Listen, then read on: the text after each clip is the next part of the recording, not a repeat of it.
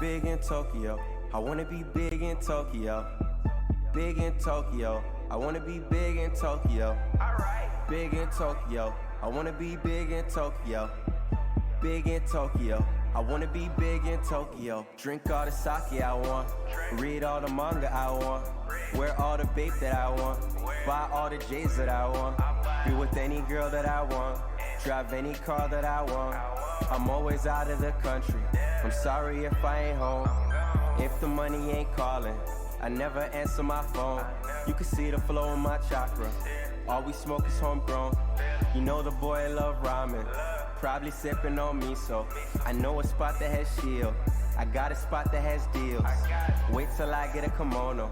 I'ma swag it out in my dojo. Some girls are asking for a photo. I guess this happens in Kyoto. When you young and popping in Kyoto. I ball with all of my nakamas. I dance with all of my nakamas. I drink with all of my nakamas, yeah. I only listen to Cole. I touch down with peace. Hiro isekai, shinara irekai. You are my enemy, you are no friend of me. You covered in jealousy, we only drink Hennessy. Big in Tokyo, I wanna be big in Tokyo. Big in Tokyo, I wanna be big in Tokyo. Big in Tokyo, I wanna be big in Tokyo. Big in Tokyo, I wanna be big in Tokyo. When I got money, you know it. When you got money, you blow it. How much you caught me a rollie? I'm living like Zach and Cody. Sweet like from young in the OG. From young, we learned to maneuver. I pick up and skirt in a Uber. I grew up with killers and shooters. No tell, but I think I'm cooler. I used to sleep with a deuce. I'm the moon god, got the juice. You switching sides like the man Bruce. Tight circle, cut the loose ends. No, I can go on vacation. You cannot escape from the matrix. I wrote all this shit in the basement. Art is my new occupation. Let's meet up at Kennedy Station. I've been at studio all day. I'd rather just make it the hard way. Sitting back while I'm looking up. Remember backyards cooking up. I just wanna be big. I wanna be big. Big in Tokyo. I wanna be big in Tokyo. Big in Tokyo. I wanna be big in Tokyo. Big in Tokyo. I wanna be big in Tokyo. Big in Tokyo. I wanna be big in Tokyo. Drink all the sake I want. Read all the manga I want. Wear all the vape that I want. Buy all the J's that I want. Be with any girl that I want. Drive any car that I want. Drive any car that I want.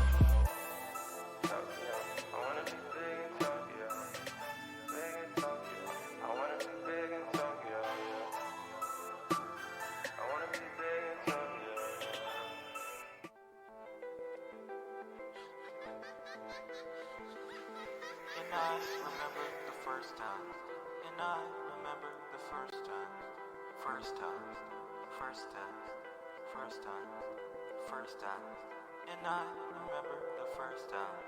And I remember the first time. And we only meet once in a while anyway.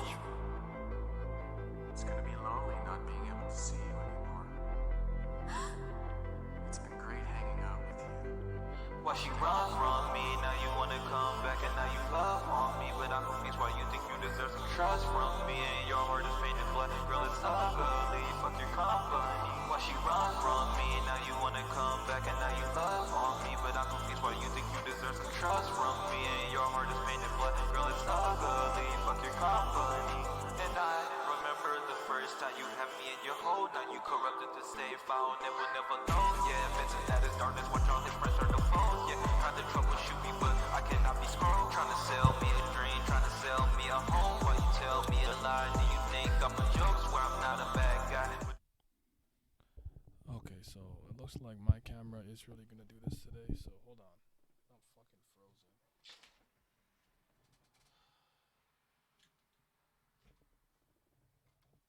I need to throw this camera away, to be completely honest with you. So this is on me. I'm just gonna use my webcam today. I'll get a new one. I'm just gonna throw this away, because if I throw it away, it'll force me to have to buy a new one.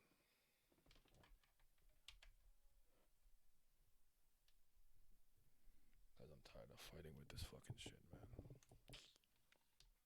Wants to work fine for like 30 days and then randomly give me trouble today. Like, I don't understand.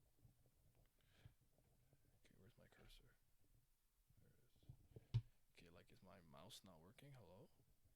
What's happening today? What is going on?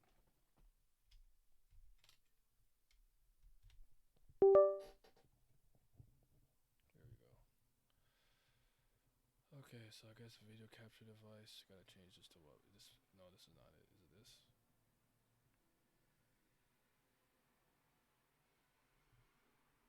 This is what the fuck? Remove.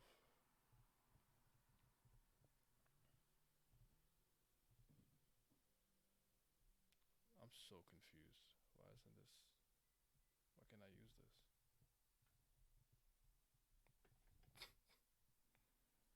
Hmm. My webcam just decided it doesn't want to work? Like, hello? Make that shit make sense. Sorry, guys. 1 second. What the fuck, bro?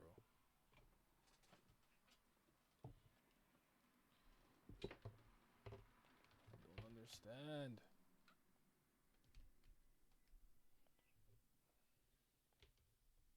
I don't understand. Why is it doing this, man?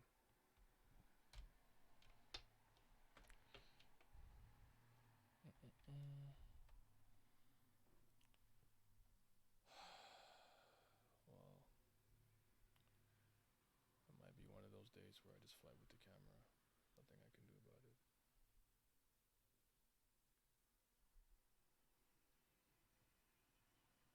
I know, and I went so long without really having any major technical difficulties, no internet problems, whatever, but I suppose it is what it is.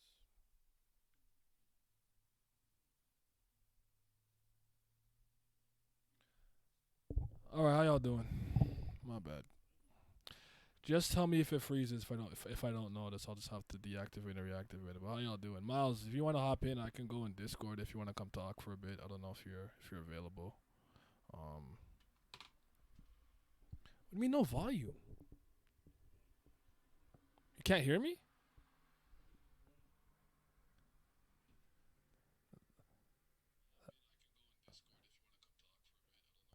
Oh, y'all scared me, dog. I thought you guys couldn't hear me for a second. What the hell? All right, I'll go in Discord. Y'all scared me because I saw my mic thing going on, but I thought maybe I had my mic off. Could have sworn you did this template already. I did do one. I just didn't I didn't talk about it. No, you might be thinking of the other thing, the character, the meme, not a meme thing, the character sorter. What's up, Miles? Hello. You might be thinking of the character sorter. That I did a while ago. Now I gotta wait for this thing to pop up here. I have to refresh it. Refresh. One more refresh. Okay, there we go. I see us. I'll just put it by me. How you doing, bro? You good? Mm-hmm. Tired. I feel that. After this and I edit stuff, I'm done. I'm not doing shit till like Tuesday. I'm joking. I gotta work on Monday, so it doesn't matter. All right. This is where the stream actually starts. My bad. We're 9 minutes in. We're actually starting. So we're gonna be going through this Kubera meme template. So shout out to, is her name Ruani? Sorry, I'm gonna get the name properly.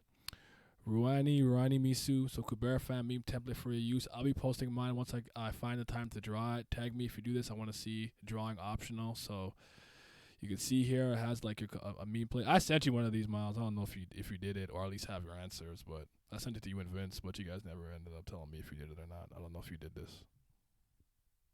Oh, I was just gonna do it on the fly. That's okay. That's fine. So yeah. So I think some people drew it. I don't know if you guys have any that you did.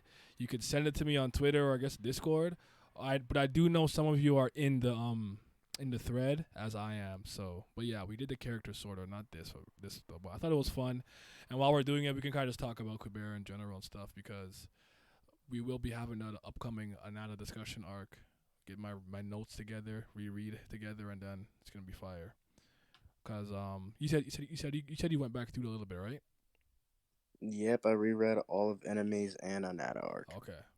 And I have not my notes. I have my questions. I'm good. Okay, good, good. Because I want to talk about things like what's the because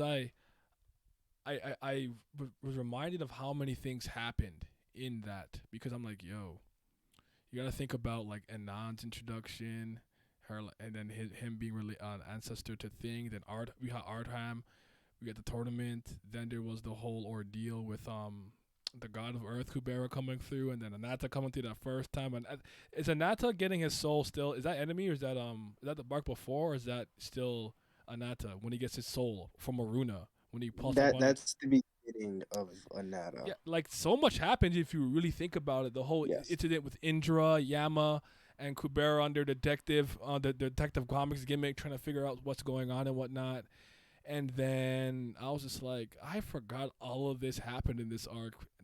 Meeting Garuda, Fifth Stage Maruna, it's incredible. It's crazy. So And that, yeah, even with enemies, because there's a lot of things about sins and talks about timelines yeah, that bleeds really, really deeply into the Anata arc. So that's why I kind of consider them both like the same arc, it's very even though it's like yeah. because it bleeds so much into it. While most arcs should work like this and not necessarily be self-contained, this is one of the series where like the arcs aren't really divorced from each other to me. Where it's like, yeah, this is the end of like the weight of time, but it perfectly segues into the other story. You know what I'm saying? Like Yes. it never feels like there's a weird disconnect. Like okay, now blah blah blah. And then oh, next arc, big thing happened. It's like no, it's like a continuous stream. It's very seamless, which I like about it a lot. So yeah, tied. Is this a tied for longest arc for real? 30 chapters. I didn't realize it was. I thought the weight of time was pretty long. So is that the other one that's pretty long? But that's not bad though. But okay, we'll go through some of these. This one is a mess. You could obviously you couldn't decide, which is kind of funny. This one's kind of a bit of a mess, but yeah, we can go through this one. Oh, Jesus. it's not appearing on OBS the way I want to. So like, favorite character of first, Lee's. I'm not mad at that. Did you take a liking to her like quickly? Would you Oh say? yeah, that's what you know me. I'm a Lee's fanboy. That's my girl. Yeah, you're not on the right team, bro. I like the happy-go-lucky main characters. It's just a trope I like a lot. That's fine. That's fine. I relate to her a lot, so I liked her. I would say the longer the series went on, she fell by the wayside not because I dislike her, it's just because, truth be told, like you don't see her as often. You don't see her that often. This is our titular character, but we don't see her as often as we might like or could see her. You know what I'm saying? Like time leads be Mm-hmm. popping up at the end of these like timelines and doing some shit, but that's about it. So it's kind of like with Jatayu or Yuta. Sorry, I like him, but just like as time went along, I'm like I just don't see him as often. So he kind of just gets kind of pushed to the wayside. So yeah, I try to happy go lucky, not anymore. Yeah, I feel that. So we got that. Then we got what favorite characters? What is that? Kali, Manata, Maruna, and is that who's that? Garuda? I can't even tell. It's kind of small, but yeah, a lot of us Yeah, that's didn't draw. good. By the way, we had to just we had to just. I had to be a paint expert. Go into paint and make this happen. That was interesting. I want to know if there's anything here that pops out to me as like crazy because there's a couple of characters and some of these where I'm like, really, that's interesting. Cause I think this is fine for favorite non-god. So shout out to Saha. I feel like I haven't talked about Saha in a while, man. Were you a Saha guy? Did you like him? Did you think he got done dirty by Lorraine? Here's the funny thing. I hated him at first because Oh, I used to be an Asha fan hardcore, okay. right? So I'm like, screw this guy. Why is he trying to shit on my girl Asha? She's like up. And then it's like, nah, Asha's evil. I'm like, ah. You I'm like, ah, okay, you Saha. did the right thing. You should have done what I did and double down. That's what I did. Nah, Saha made me a believer. I really appreciate him for the small time that he was there. Yeah, he's got a lot of lasting impact despite not being in the series for a particularly long period of time. That's and I really characters like that. Whether or not I tend to like them a lot, they always stick with me. They kind of stick in my craw. Yes. Where I'm like, I think of Mello from Death Note in a similar sense, in my opinion. So Okay. And or maybe someone, maybe he's in there a little longer because that's kind of short. But you know what I mean. I just mean like he kind of just came, did something quick, he kind of gets bodied, and it was like, but it's like what he Hmm. did was so important. It kind of permeates throughout the rest of the narrative. So I like to give that kind of credit though. So, but I like Saha a lot, man. And it's Lorraine did him dirty, but. Let's see. Your favorite characters, I got nothing a problem with. Favorite gods being Kali and Vayu. Is that Vayu? Yes. You like Vayu? I I'm yes, indifferent. yes. I don't dislike I him. like me. That's my second favorite. Okay. Uh, it can flicker between him and Yama at sometimes. Yama is Because the right reading the answer. Nada arc, I like Yama a lot more now. Yeah. But I just also like Vayu's nonchalantness. Very true. I feel that. Absolute hate list. So Lorraine, that's you're on the right side of history. Fuck that bitch. Listen, I don't know. Sagara is interesting to me. I can see why someone wouldn't like Sagara, but I don't dislike her.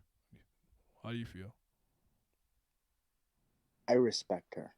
There was what spoilers? Oh shoot, I didn't even notice. I don't. Oh, I think there's one character I'm looking at now that I don't recognize. So that's my bad. That's my bad.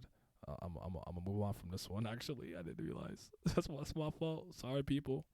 Um, but Asherov is not moving me. I totally get that one though. Like he's a fucking chaos merchant, but I absolutely love this nigga. He just picks violence for no reason. He's so funny to me. Like he just wants to do bad shit with his friends in the mall, you know, type beat. Like I love him so much.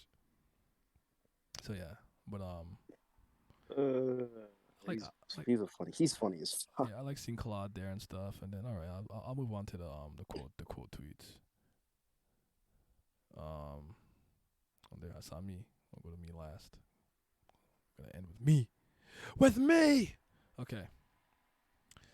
So that's interesting because I don't know when did I really start to like Asha. I think Asha. I feel like I liked Asha when I knew what she did. Like end of season 2. I didn't dislike her. She was definitely one of the tops because I knew she was cold. But I'm like, I don't know. Favorite character first. How do you feel about that? Do you think Asha was someone easy to like at first or no?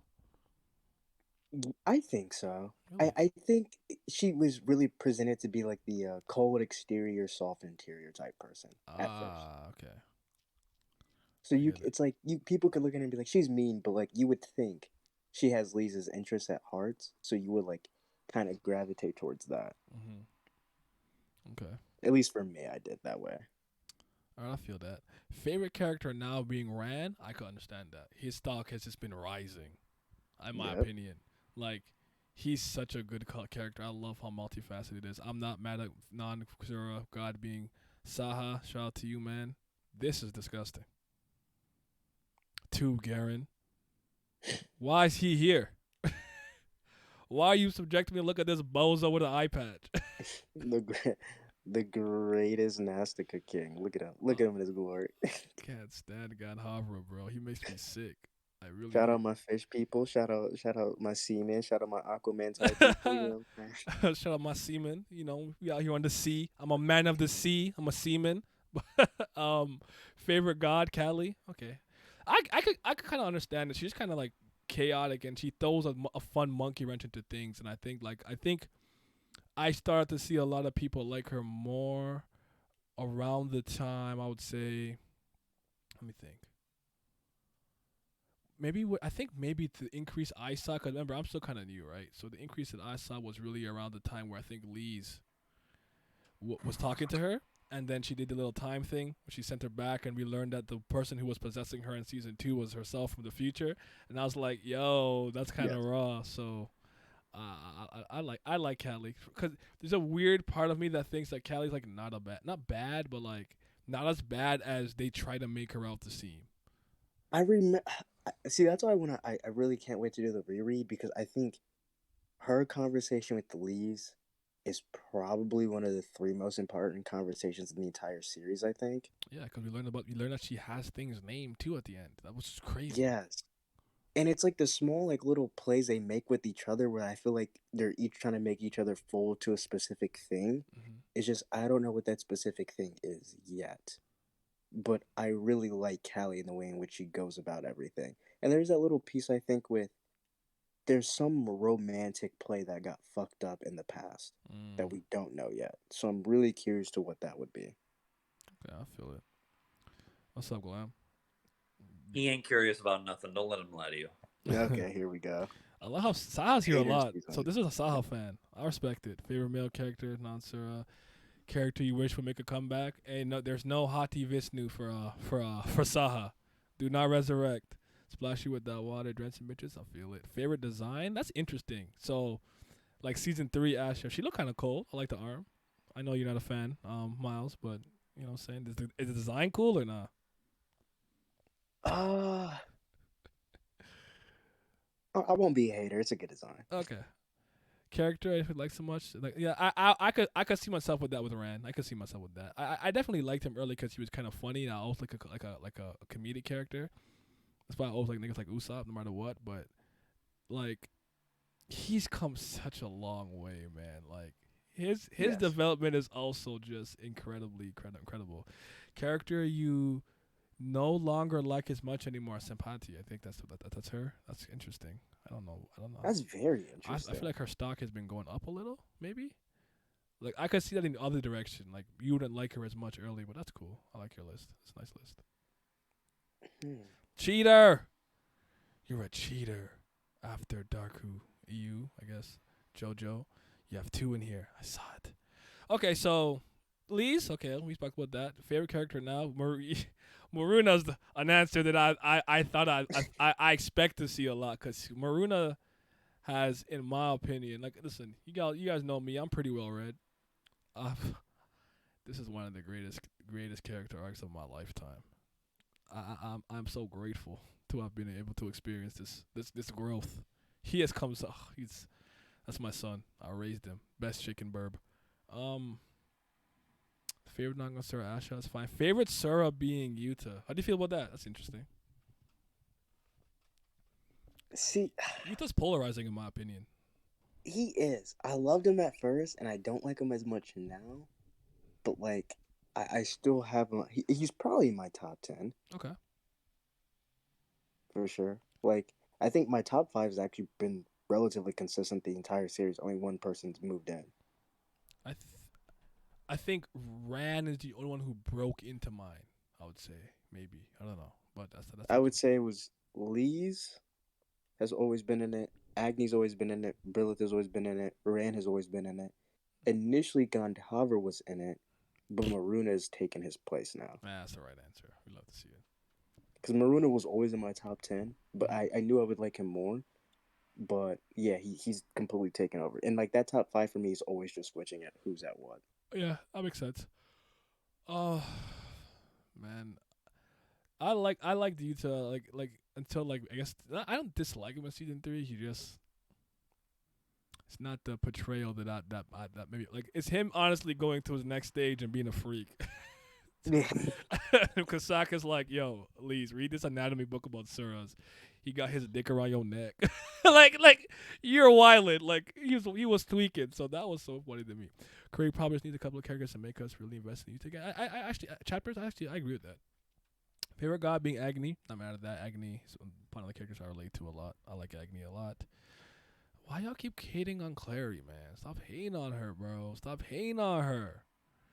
She got the purple hair with the fish ears. She out here Atlantean style. You know what I'm saying? She out here, man. You have to touch with him a little. Yeah, that's all. It's just been a while since him. Favorite female character, Brilith. Great answer. Favorite male character, Ran. That's Ran, right? Yeah, great answer. Character. Look at y'all putting Saha. Do not resurrect. All right? He's not coming back. Par. That's Par, right? Very interesting choice for favorite That's design. very. Wait, I don't get this when people do this. Wait, why wouldn't Lee's be their favorite female character if that's their favorite character? No, this is favorite character at first. Oh, wait, favorite character now. Oh.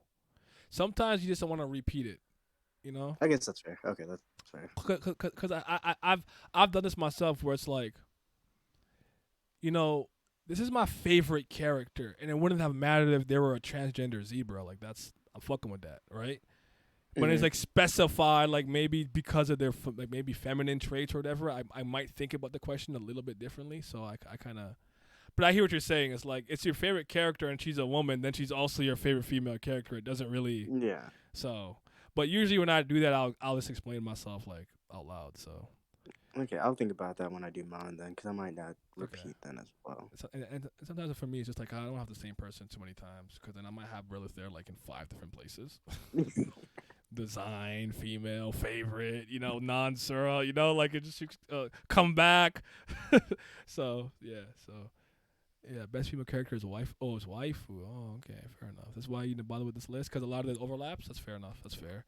So Sagara and you used to like Sagara, don't anymore. You like, and that's something I understand. Like you might have been met on him, and then you saw him. So this one's good. This one's drawn, but someone drew this one. Now I gotta discern who these are. Like is that Rao and Lee's? Who's the green hair one? Rao. Okay, so I think that's Rao. So what?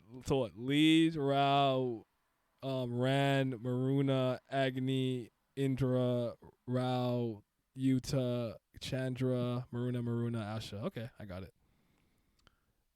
Oh, you think it's young Lee's and older Lee's? That's interesting.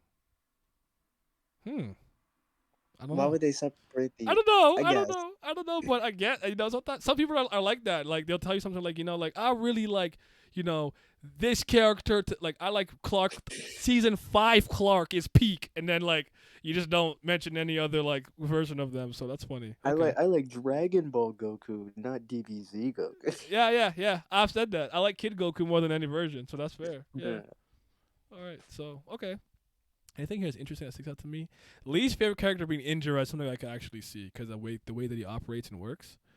Yeah, fuck this guy, guy. Yeah. He's not moving me. Character you wish would make a comeback being Chandra. Has Chandra like not been around? Wasn't he in the discussion recently? I don't know how far they are. Maybe it could be a relative thing. I don't know. Sorry, go ahead. No, the last time we saw him was when Indra got pissed and like all the gods and he was freaking out because of the Dawn goddess, and they were all like, "What are you doing?" Yeah. Ushot's is fucking The Dawn. beautiful. So Wano? Yes. no, that's not what he said. Not what he said. Respect the drawing. Damn, I respect it. I wasn't sure. Favorite character Rao. Oh, I'm an idiot. You're right. So that's definitely then I guess just Lee's. I guess she's let the curls down. For the one picture she drew her like this and drew her differently for the other ones. I'm sorry. You're right. I'm actually a moron. And Rao's hair is not even that long, and I want to say he has a lighter tinge of green. Am I right on that? I want to say his hair is like a lighter green than thing. Yeah, it's like turquoise. Yeah. Character you no longer like as much anymore? Not Asha. No, that's the wrong answer. Don't do that. Come back to us. Come back. Favorite design being Fish Stage Maruna. Okay, cool. And character you didn't pick like much Maruna. I can see that. All right, that's good. I like this. Air poker. Let's see now. Favorite character at first. I'm sick, but I guess I see it. I can understand this one. Favorite character now. Okay, Big Lee's. Yes, sir. Favorite. Wait, who is this? Who's the girl with blue hair? It's not coming to me. Is that Rana. Oh shit, that's crazy. I'm sorry, guys. My brain just failed me so bad. I like Rana. I like Rana. Shout out to Rana. I like the side chapter when she has the ears on because like the actual clan actually likes it or whatever. Yeah, that was really good. Furry boys in. Yeah. Favorite character at first. Favorite Sura still gone Havra.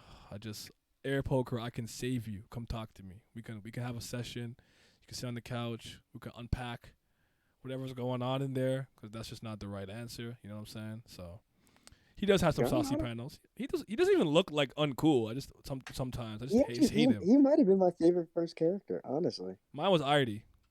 I think I just spoiled. My bad. But that's so random. Why?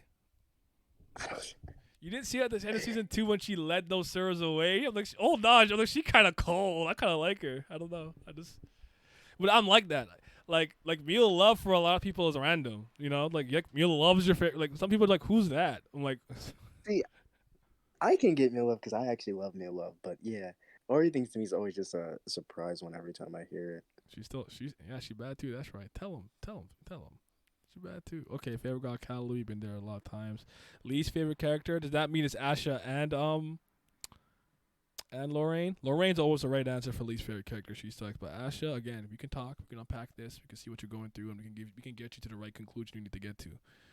Favorite female character, favorite male character is Billith and Agni. I'm cool with that. Look at everyone putting Saha there. I fuck with it. I didn't know people like Saha like that. I thought I was one of the only people. I got a lot of pushback one stream I want to say maybe, but yeah, double whammy. Yeah, that one works for the one picture. That's a good. Favorite design Maruna. I'm not mad at that. Character you didn't expect to like so much. Is that Rand? Let me click this to begin. No, it's not. No, that's Chess. Right?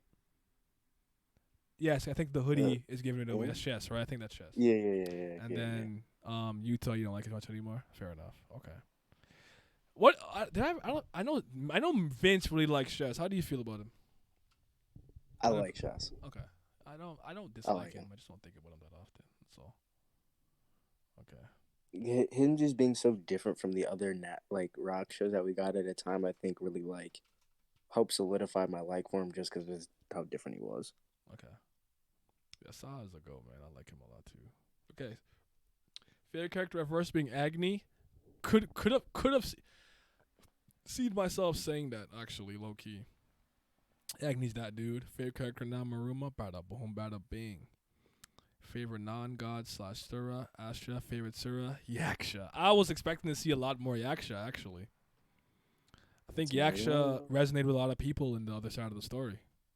Me included. Yes, he's a king. That's my wolf. Yeah, favorite god. still Agni. Yeah, Yaksha is really cool. I like him a lot. When he yeeted Ashura too, when he got his heart back, when the thing left immediately, just yeeted him off planet to the fucking moon. That's so fucking raw. So casually too. Thank you guys for not liking Lorraine. She stinks. Let's go. If you want to get more Gonhaver in there. Favorite female character, and he picked the best panel too of Billith. I found it revolting. If she actually succeeded in killing Asha, she might have been the best character in the series. But that dinky little car crash that wasn't moving us. I think Yaksha is too good that he feels weird in the Kubera world. You think? Oh, you mean in terms of? Thank you for the follow. You mean in terms of his personality? That's how do you think about that? In terms of like this is one of those stories where I'd argue the worse you are, the more you're kind of rewarded, or you won't be not rewarded for being a piece of shit. Yes, it's survival of the fittest. Okay, yeah. So I can kind of understand that thought process. I like that actually, because it's definitely one of those series. It's like, you want to help the innocent and be kind. How about you just go over there and learn some silent magic and stop playing around? What are we doing here? So that's kind of funny. I can see that. Stinky, but a great character in S3. You talking about who? It better not be Billith to go. Maybe I don't talk about Yaksha, but okay. MC for what else you guys? That's interesting. Favorite male character is still Maruna. That's good. Character you wish would make a comeback. That's Visnu, I guess. Cool. Favorite character design is Lee's. I'm not mad at that. When she gets to her little what's the thing she wears called again? The thing remodeled Lutz. What's it called? Wow. But that's a cool outfit. Character you didn't expect to like so much. I can kind of agree with the God of Earth Kubera because he's grown on me. He's grown on me slowly. I like him now. The Cloak of Bondage. Yeah. Thank you. Cloak of Bondage. Yes. And character you no longer like as much anymore. Gandhavra. My guy Catan is, you know what I'm saying? He's out here making moves. You already know. So yeah, he's like me. He couldn't draw. So yeah, I use paint. Did you use paint, bro? Did you use paint? I use paint. I tried it on my phone for a second. I don't know anyone does anything on their phone, and my fingers or hands aren't even big for my size, in my opinion. For someone my size, I think my hand should be a little bigger. But all right, shout out to you, man. Okay, we got another Kubera goat in here. No, not the Gonhavra. You use PixArt. I don't even know what that is. I'm dumb. I'm old. I'm a boomer. Favorite character first being Gonhavra. Favorite character now Maruna. Ding ding ding. Favorite non-girl Sura being Sura. Ding ding ding. Favorite Sura being Jatayu. Why was default to that? Hold on. This is interesting. Least favorite character is Kaz. What the fuck? That's random to me. That's how do you unpack that one? I don't know if Raz has been enough, like done enough to hate. Yeah, I yeah, guess he's yeah. neutral, but Yeah, you I could guess like, it's least favorite. It's not hate, so yeah, maybe. okay, Yeah, I guess okay, it's- okay, okay, okay. You think PixArt right now? You trying to get yourself in there? You could, yeah. That's interesting, cause I could definitely like, Kaz and Lee's had a moment that I could see a lot of people like seeing as a little bit strange, because you probably were thinking about them meeting each other for so long. And then when this moment comes, it's kind of just like this anticlimactic moment when they're both kind of low key moved on from the situation, and then they're like doing their own thing. They don't really, it doesn't amount to anything special or great. I wonder if that's what it is. But I have to say, he got the one up on Maruna that very much impressed me with the Eye of Perishment. That was a really good scene for me. So that made me like, you know what? As the future priest of chaos, I like what I'm seeing. But shout Tio always, she's the GOAT. So that's interesting. I like that. I like different. That's what I like to see. Different things. Different things always make my eyebrow raise. Like, oh, that's new. Finally, some respect on Tio Rakan. 0-0, baby. 0-0. All right, that's my GOAT.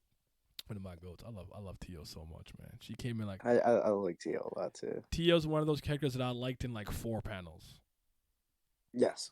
like so fast, and especially when she just dropped her reveal like, pieces of chaos is me, just like pouring like condiments on her like food. I'm like, yo, she's the best, and then this bozo let her die, man. Fuck.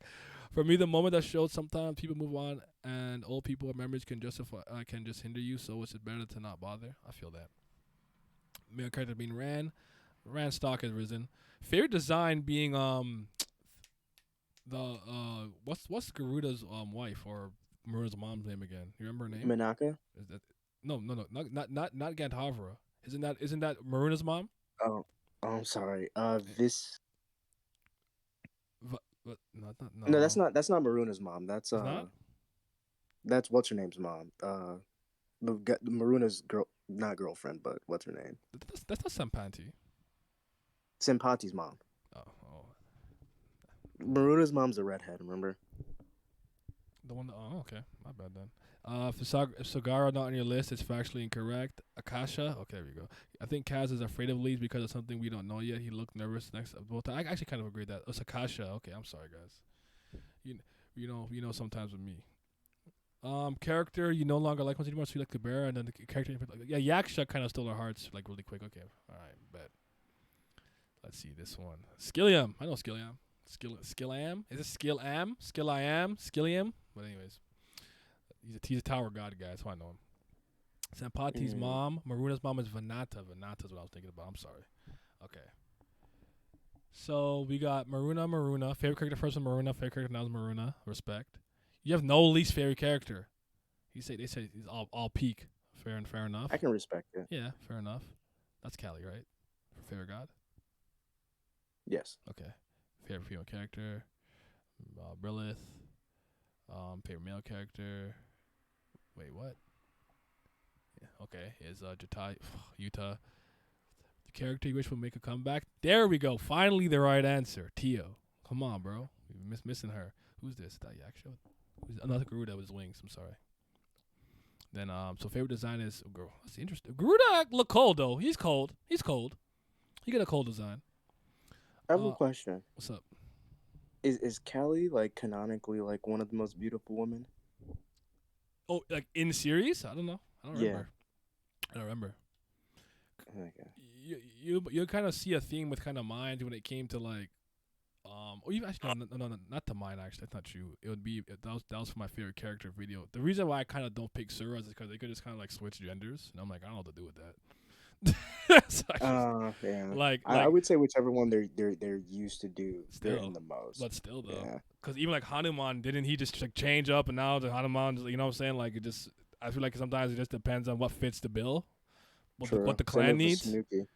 And I'm like, I don't know what to do with that. So I'm like, I'm just gonna stick to like the pure bloods and the quarters and halves maybe. So shout discrimination. Rao's the most beautiful, most handsome. Let's go. Most handsome. Okay, Anata makes sense, and You don't like Agni much anymore. I wonder if it's because he hasn't been around. All right, that's what you got for me. Utah's mom, Callie. That's your name, so Utah being there makes sense to me. And your favorite god is Callie. Character to come back is Tio. Let's go. Boom! Right answer for favorite design. I'm joking. This I think this is what I put though. I still think Lila has the case for easily the most beautiful woman in Kubera. Not even I can give you that. I'm a Brilla stan, but like just pure like feminine beauty, like Lila is it. She is, what do they say? She is her. She is her, as the youth would say. Jesus Christ. Favorite Nox, yeah, Asha. Favorite Sura. And your favorite man character is Gandhavra. We won't get along. We just won't get along. I'm sorry. I'm sorry, Utah's mom. Callie, we got beef now. So, yeah, Lila be moving me, for sure, for sure. And who's that over here? That's Manaka or Shukantala? I can't remember which one this is. Not to like too much. The one down here. I feel like this one of the flashbacks from Gandhavra. Gandhavra, stop being a piece of shit, please. Lila the queen. She's a ghost. She's perfect. How does a guy have Brahma for character you no longer like as much anymore? I don't know, but I never really liked Brahma like that. So, yeah, I'm not a Brahma. So Manaka. Okay, Manaka. All right. Yeah, all right. I like this. That's fine. Too many good designs to choose. Popped that up immediately. Fair enough. Oh, I follow you. I know you. Rose Belle. Character at first, Lee's. Character now still Lee's. Favorite female. So this person did it right. Favorite character is Lee's. Favorite character now still Lee's. Favorite female character is Lee's. Like they actually did it right, like 3 times. Favorite non-god Sura, Asha. Favorite Sura is Maruna. Have you seen that yet from Maruna? I feel like Maruna's been people's favorite character, or maybe something else. I don't know if I saw it, but favorite male character still Maruna. Cool. If anything, the weight of time made Brahma more interesting. I could say that her intrigue went up. What's your name again for least favorite character? The name's not coming to me. Ravana? Ravana? Is that Ravana? Yes. I was gonna get their name wrong. That's crazy. Cool. I wanna. Who's is that? That's not. Is that Rana or is that Mirha for a comeback? Is that Mirha? The priestess. Yes, I think that's Mirha. Okay, Ravana. Character you would like so much. Chandra is the like perfect example of a character that I think adheres to logic and reason too much. Which is, I think the reason that I probably like Chandra, relate to him in a lot of ways, because I think that I could hold on and clutch to like logic, reason, historical precedents, facts, and statistics so much that I blind myself from the bigger picture.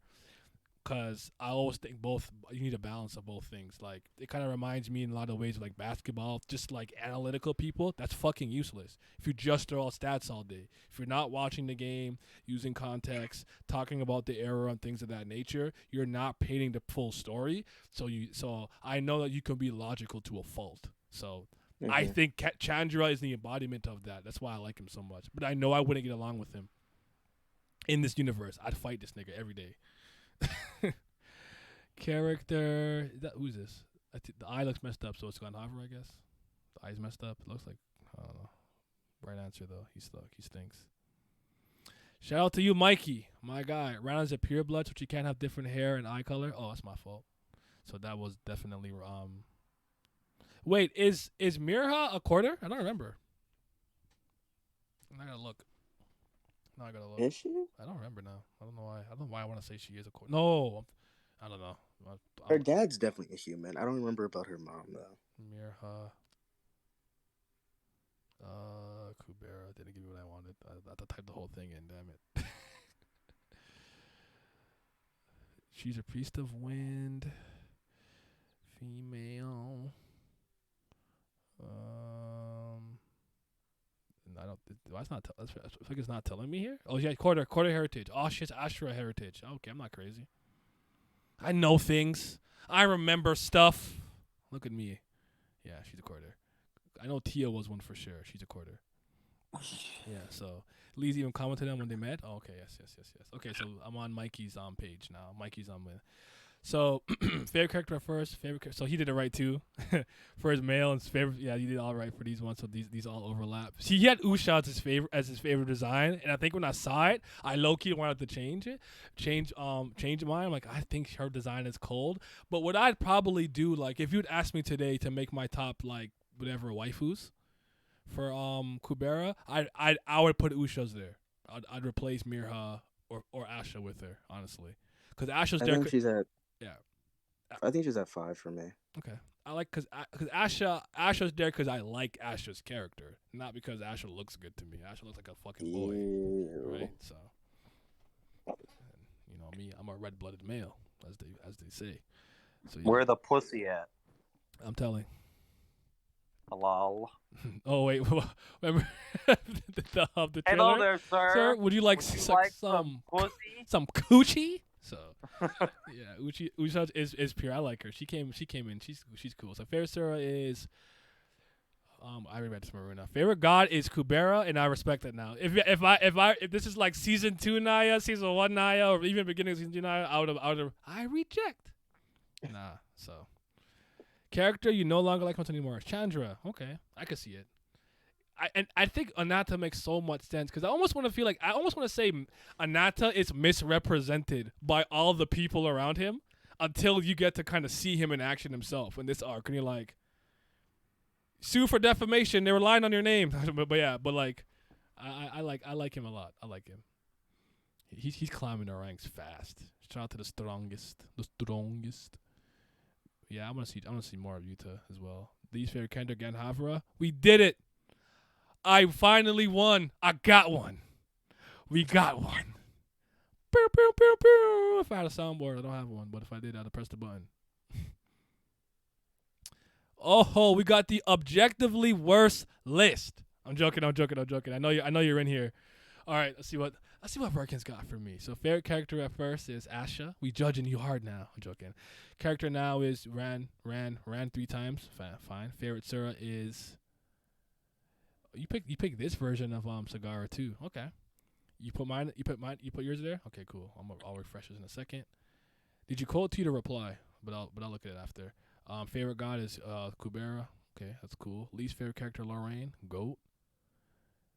No, why is Kasak there? No, why don't you like him anymore? I love Kasak, bro. I love that nigga. What I'm a Vitra clan guy. What if you had a clan? What's your clan if you had to pick one? I'm a Vitra clan merchant. Yaksha. Okay, that's Easy. fair. That's fair. I'm with the dragons. I lost my emotions and whatnot. I'm rocking with Very them. good. Kasak not moving you? What do you mean? That's crazy. Ever since he gave Lee's that book, he was goated. He's like, listen, you don't know about Sura anatomy, and you know what I'm saying. And listen, he's going through his puberty phase. He's in heat. Read this book before he wrapped. Oh, I feel it. So yeah, Vitra clan. You know what made me a Vitra believer a little bit more too was seeing Tasaka, his dad, is it Taxaka or Taxaka? I don't know if I got it wrong, but I like his dad a lot. And when you read the Finite, and I got to learn a little bit more about him, it made me like him a bit more. So I mess with him, but. Kasak is hilarious in my opinion. Dra and the dragon. Oh wait, no. God. What do you say? The god Dra and the god. What did Agni want to call them? Their team up. Like that, I don't know, man. I like him. He is really the epitome of one move. He just be there, just stone face most of the time.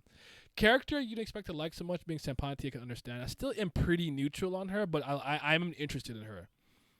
And I do want Claude to come back a lot more too. I like Claude. Claude is one of those trolly.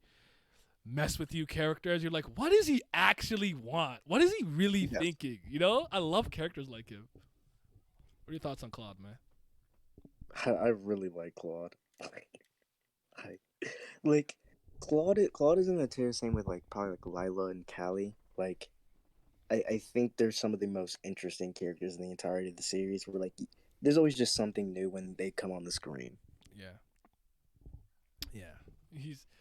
And man, when he used Hadi Yaman thing the first time, it was crazy. When he's not wearing earrings, I like Tak with both. Kasaka is so cool, bro. You can't have him there. But shout out to you, Virkins. But up for you on Sagra. At least you got Lorraine. Is the worst. So let's go there. Is this me? I'm gonna hit the refresh. You know what I'm saying? I still laugh that like. My computer thing is so wrong. It says 3 hours ago. Like this couldn't have been that long ago. It's still got to be fresh. I know it is. It's just my thing being stupid. We'll save mine for last though. I go last. Let's see what you got for me. Yeah, that's what I'm saying. Like, I know you have to have just post this before you back. All right, so for character at first is, did you use paint or did you also use pick collage? I forgot what he said. I'm sorry. I forgot. Oh, shout out to you liking Mirha. I like Mirha a lot too, man. I shout out to that. I respect that. Favorite male character is motherfucking Anata, the strongest. Favorite. I like that everyone used the right panel for Brilith. Like, this is like the right panel. Like, I don't mind the other ones, but this is my favorite Brilith panel personally. Favorite god is Agni, the goat. Shit. That's Arivata, right? Arivata and young Chess. Did I get the name wrong? Am I thinking of the wrong person? With the That's white hair? everybody. Okay, Yeah, all right, yeah, good. yeah. Lila. Good, Oh, Pixar, my bad. Boom, boom, boom. Let's go. Lila. And character you no longer like watching? Okay, I feel that with Yuta. Let me ask you one question. Is because it says your favorite character right now is tied with Lee's and Maruna. Is it like a 1A 1B thing? Is it interchangeable depending on what's going on and when you ask, or is it like they're tied for first? Just out of curiosity. And shout out to Yaksha. This is a cool picture of him, by the way. With the thing behind him when he's walking. I love that panel. It's a really good one. It's a dope panel. Wait, let me know. Tied for first? Okay. All right, then we can do me and Miles. Miles, you can kind of go along with me if you want. So. Okay. So my favorite character at first was Artie. Shout out to her. And you know what's really, really cool for me? Because, like, I think with her and Mew Love, I would say I got really lucky. Because I usually have bad luck with a lot of characters and stuff. Like, look at my track record in My Hero and JJK. It's just like, I'm just shooting like 12% from the fucking free throw line. Forget the field. But, when her story tied into Tio later on, and I was like, hold on, two of my favorite. Wait, what's going on? And then Claude and the Hot Division. I'm like, yo, that's insane. Like, it kind of came full circle. I kind of got lucky with that because I didn't expect her to be important, if I'm being very honest. And the same thing with Mew Love. I never thought I'd see him again. So, I love it. You have Lise as your favorite now, but Brilla's your favorite female. If a favorite waifu, man. Favorite waifu. But okay. Who is your favorite character at first, if you can pinpoint that? If you think you know. Ganhara. Okay. Easily. Boo, tomatoes. Lee's pulled up on him. He was chilling. And the mushroom plates in the tree. Fair, you know what? Yeah. I guess like that early before you really know, but you know what? But still, my hatred for him is too strong. It's irrational. It's like my hatred for That's Celtics. my God. Yeah, I think I like Lee's more, but I didn't want the whole thing to just be filled with Lee's. Fair enough. Sometimes I get that. You don't want to do things. That's like sometimes I make a list. Like my favorite anime and manga, like low key, a lot of the time they're just both like for like JoJo. Like if I do like a list, like manga and anime are gonna be like top 5, but I don't want to like repeat things, so I tend to not do that. So, So my favorite character now is Brilith. I like to call her Neo Brilith, 13 out of 10 limit break Brilith, cause in my honest opinion, wait, what? Big Al. What? No, you just changed your name. That's why I had adjusted my my OBS thing because your name was so long. It was covering my face, but not gonna make it bigger because it's not as long. So I just caught me off guard. But wait, did you put that for Big Al Horford? Is that why you put that? Give in honor of last night's game. Oh man.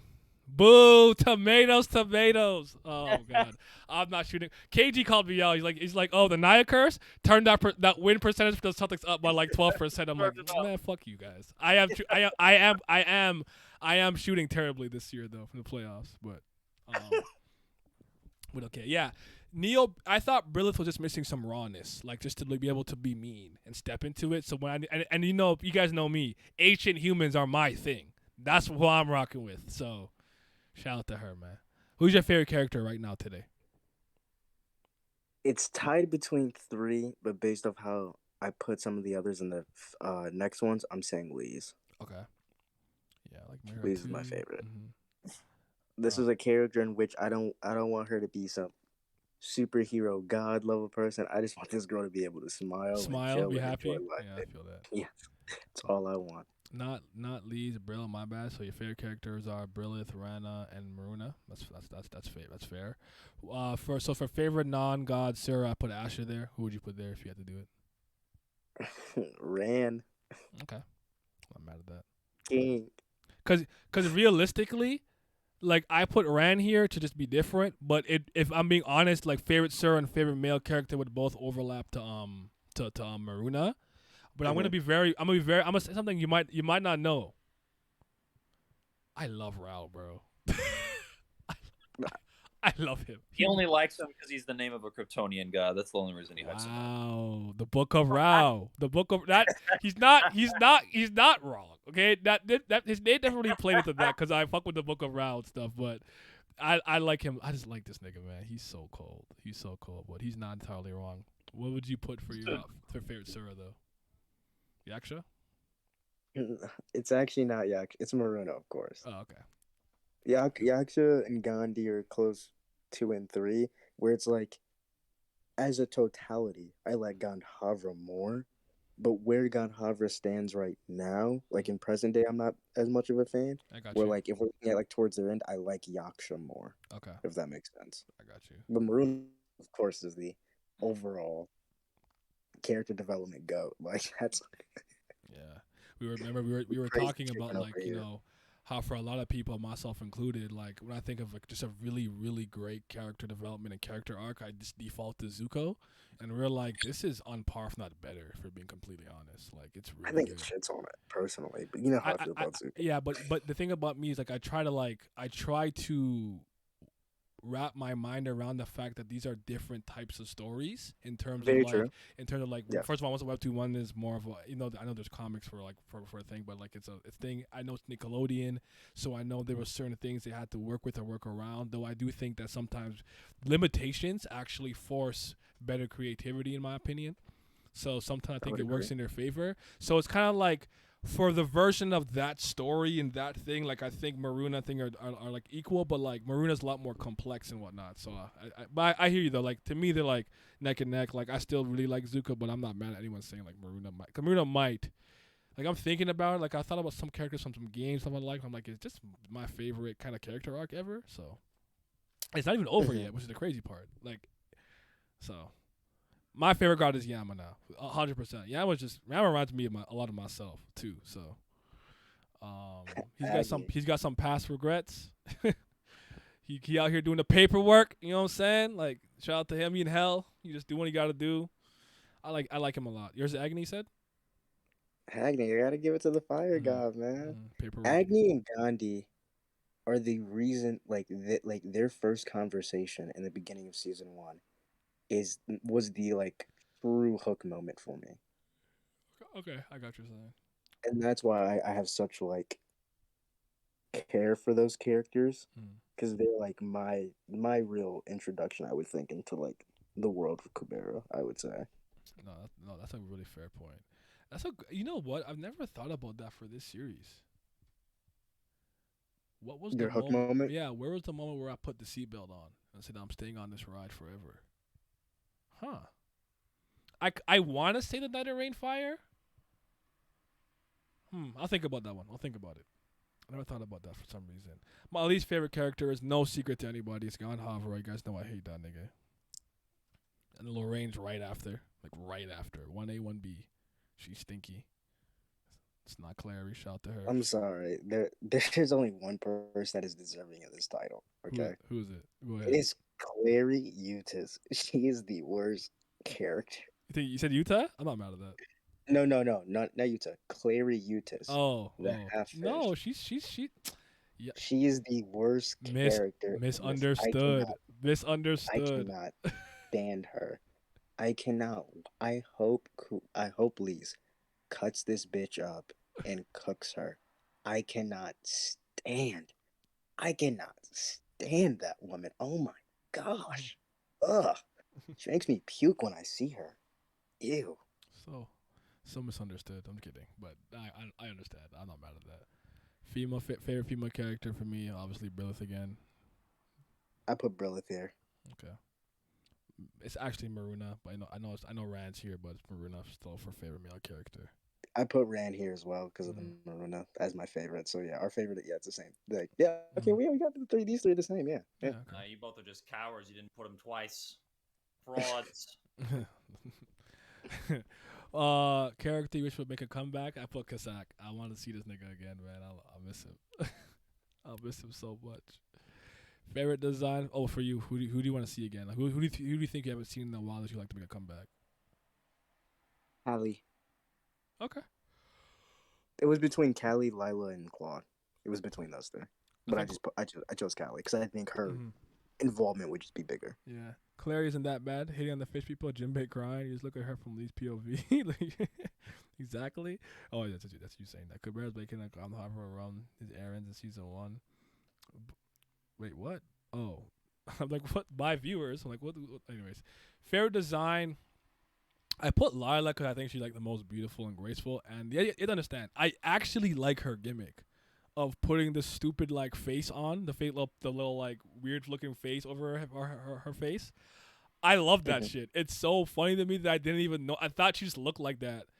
Then at one point I noticed like I'm like, oh, that's a thing she has over her head. I'm like, oh, it's a beautiful ass I did woman. too. Yeah, I love it. I love it. Like, was it Sierra I saw? I think maybe he had like the earmuffs with her like designs on it too. Like her like I need like Lila merch. So like that plays into it, but I think she's the most beautiful character. So design My from a favorite- clothing standpoint, I don't know. Go ahead, my bad.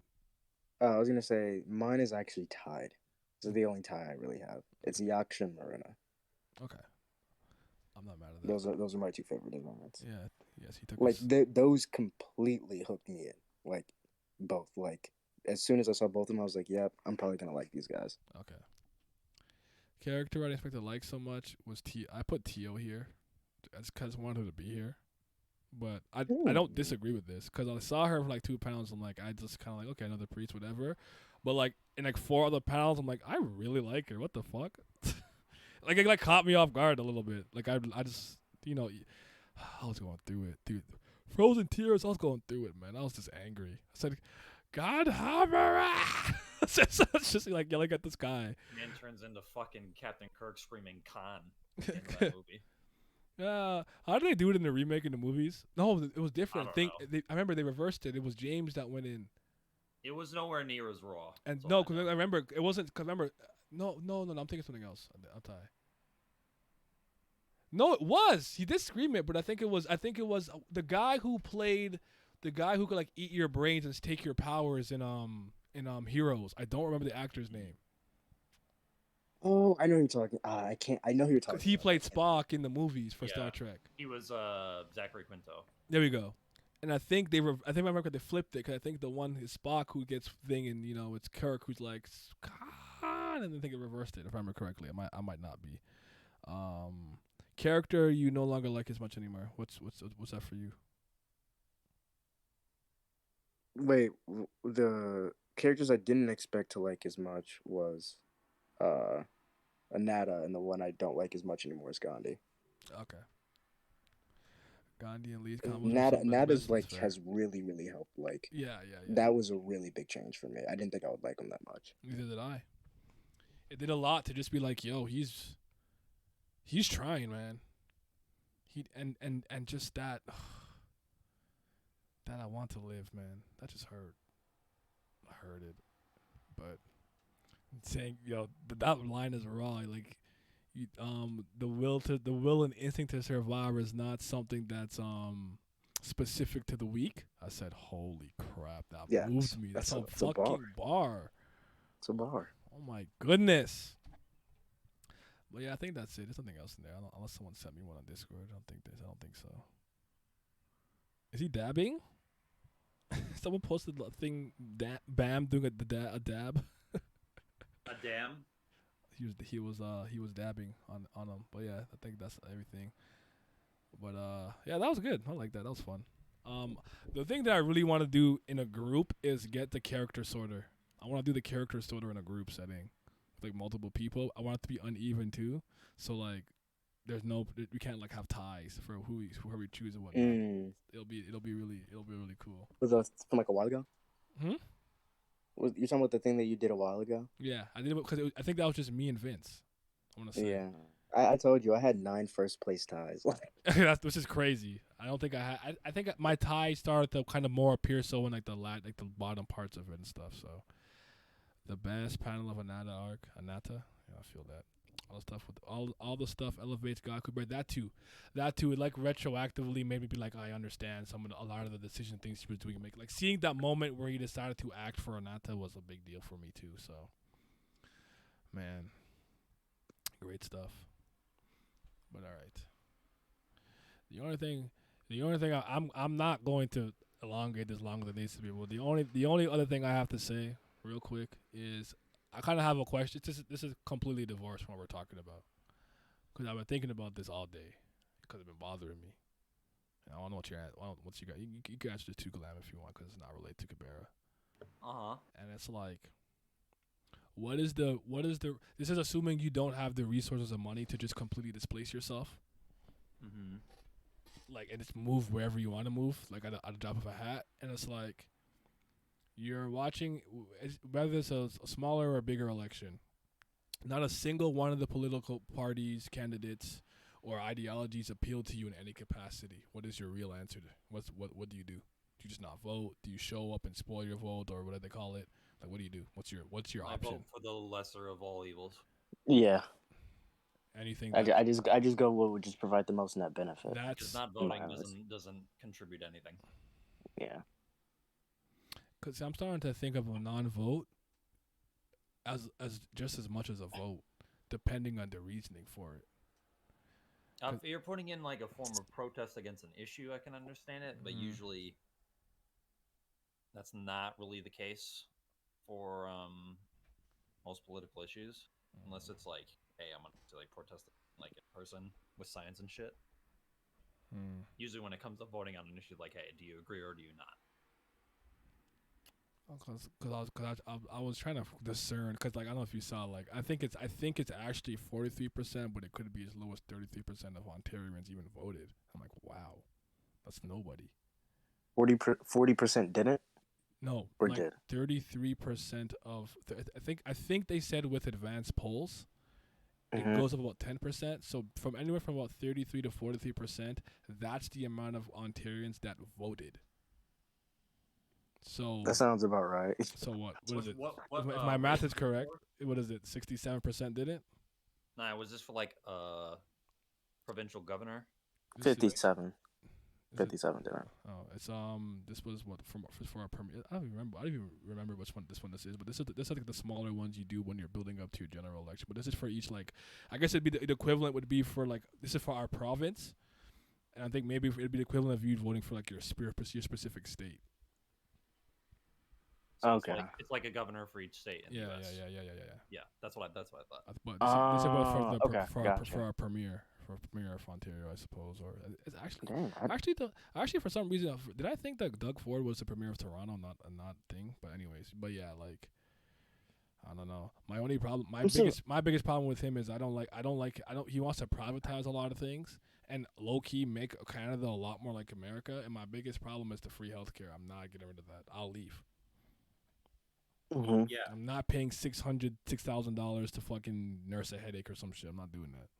Yeah, healthcare is really, really important. I Were there think other some parties people that fail had to that look at it. platform of non-healthcare, or like keeping the free healthcare rather? I mean, the liberals and Democrats, the new Democratic Party, I suppose, but they didn't. I think they were just too ridiculous, and no one believed them, and I don't think they did a good job. I think they kind of like canceled each other out. If all sides are not good, there is no lesser evil. So I say no vote. That's kind of in my line of thinking. Like, I don't necessarily believe that cause I don't know. I don't know what the answer is. I'm just trying to make sense of it, really, like in retrospect. I think it's always important to exercise your right to vote.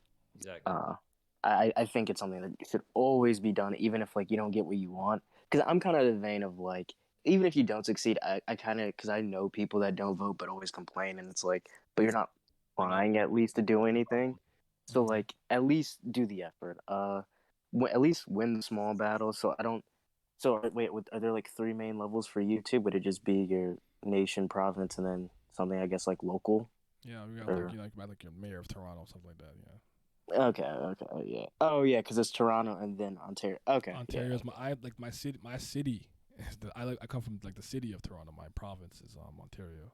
Ontario. Okay, gotcha. Yeah, I, I that's I I try to like say like basically a province is the equivalent of a state. That's kind of how gotcha. Yeah, I that could. makes sense. Yeah, So I would say at least try to win the at least the local ones too at most. But yeah, I'm always gonna say vote, all right, vote, and just try. that's fair because I asked a bunch of people like that they did or didn't blah blah and then some people like I don't some people told me they forgot. Some people like, honestly I didn't even know we had one, and it's just like. At like 16 or like to 19, I can understand this, but I'm like, this stuff affects you as an adult. Like, you guys are not seeing how crazy these fucking like gas prices are or something. Like, you just don't have any questions. You're just like, oh, what's going on in my life? Like, I don't know. I just don't get that. Bro, we get it. We get out. We're in America, bro. Like, we hear the same shit, bro. I don't. I can understand not caring. I get that, but you gotta know though, because they prey upon you not knowing or not caring. There's one thing to not care, but there's one thing to just not know. I wouldn't even grant them even the concept of not caring because it's something that you have to live Mm-hmm. in, Mm-hmm. and it's something that not only affects you but everybody else. So Nye and I were it like would be sort of weird to exchange not. about this earlier today when I saw the name of the party was Progressive Conservative, and I'm like, I what saw that. That made no sense. actual I didn't does get that that. even mean? I What don't. would qualify as Green Party for Canada? If I remember correctly, they just really care about the environment. Gotcha. Okay. They're not. Okay, that's They're okay. So never. it's like the They're normal Green never Party. really a Yeah. real player. So they're no one like that's who I voted for. But it's not really a real player. But everyone else was Yeah. beyond ridiculous. The New Democratic Party ridiculous. The Liberals are and Trudeau are ridiculous. And I'm just like, but I don't think there's any time I went to the poll and was like, oh my god, I'm voting for the right person. It's just like everyone sucks. Who sucks the least? I guess. Like, what do I do? Yeah, Like, that's it's what just. I do all the But time. but to me, Yeah. that's bad. We need to Or change that. even That's awful. yeah. Yeah. That is very bad. That's what Yes. I'm saying. Or even not like a lesser achievement, but even if it's kind of like can like from a policy that is being presented, right? Even if you don't like them, is there some policy that you think could provide like some merit of like value to like you or other people, right? Even like if they use it for wrong means or something, anything like that. So I think there's always something you can try to look for. I mean, hopefully there's always something that can be somewhat gained, which sometimes may not be the case, but you know. Yeah, I don't know because someone also told me, oh, like they didn't tell me what was going on, and I'm like, what? Where's the accountability here? Like, who has to tell you to like know what's happening around you? You don't watch the news, you don't check the news, you just fucking exist. Like, what's wrong with you? Mm-hmm. Like, I don't know, bro. Biden and Trudeau, West in good hands. Nah, man, where y'all at, yo? I'm coming where y'all at. I'm leaving the West. West in the mud. I'm leaving the West. The West is definitely in the mud, considering the West is running out of money. But that's because we don't trade with the biggest oil supplier in the world, except for Saudi. We have. My boss was telling me we have tons or at least a good amount of like oil and gas manufacturer stuff there too. Like our gas prices shouldn't have went skyrocketed the way yours did because didn't he, if I'm correctly, he cut off some supply chains and some pipelines or something like that. There was supposed to be a pipeline that was going to be built that was Halted. heavily environmentally damaged. Yeah, it was Keystone. Fake environmentalist. Yeah. So. Yeah. Hmm. Yeah, I don't know. I'm because like oddly enough, I'm not mad. I am irritated as fuck, but I'm like, I want the reason more than just being like the people who vote don't complain. Yada yada. I'm like, why didn't you? Like, what was the real reason? Are you disenfranchised, disheartened, disillusioned? Are you apathetic towards everything's going on? Has this kind of pandemic beaten you down? Did you not know? Are you misinformed? You didn't want to vote for someone you didn't know? Because a lot of people told me they crammed at the last second. They like literally Googled who to vote for, looked at the very main talking points. And I'm like, that's interesting. Mm-hmm. So, well, I think a lot. Go ahead. I was gonna say I do think a lot of it is disheartening. I think to what percentage of people that is that don't vote, I'm not quite sure, but at least from an anecdotal standpoint, from people that I talk to, when it's like that I've had to convince to vote and stuff, like friends or people like in college and shit, it's always like me, my vote doesn't matter. Mm. Yeah, for me, it's always Which is like that's not well, true. people feel like that they're shoehorned into one party that they have to vote for, either because of their family or other stuff. I'm shoehorned into voting Democrat because all the Republicans in the states that I'm close to are fucking insane. Mm-hmm. And I don't like. I don't even like the Democratic candidates, but at least they're just not as nuts as these other fuckers are. Yeah, because some of the policies and things that are going, it really is like this makes Being no in sense. Florida, I have to deal with DeSantis as a governor. AIDS. There's a lot Pure of AIDS. people Florida, who really like him. oh, I've been seeing a lot of people be like, DeSantis is what we need, and a lot of right wing guys. because a lot of people want him. I actually have seen some. I'm gonna call them disaffected liberals say that they like Ron DeSantis, but it should be him instead of Trump. I don't know, but if there's one thing I right think wings he- are going to I get think right, he it's would that be a they're better always going to president. support Yeah. right wings. I think he would be a better president than Trump would, but But like, remember, Western think people's about better. when Trump was first like kind of even like talked about running. A lot of Republican people kind of actually shitted on him, but once he actually became president, everybody kind of just flocked and like became like his guardian protector. You know what I mean? They're going to go Republican. I actually blame the media for that one.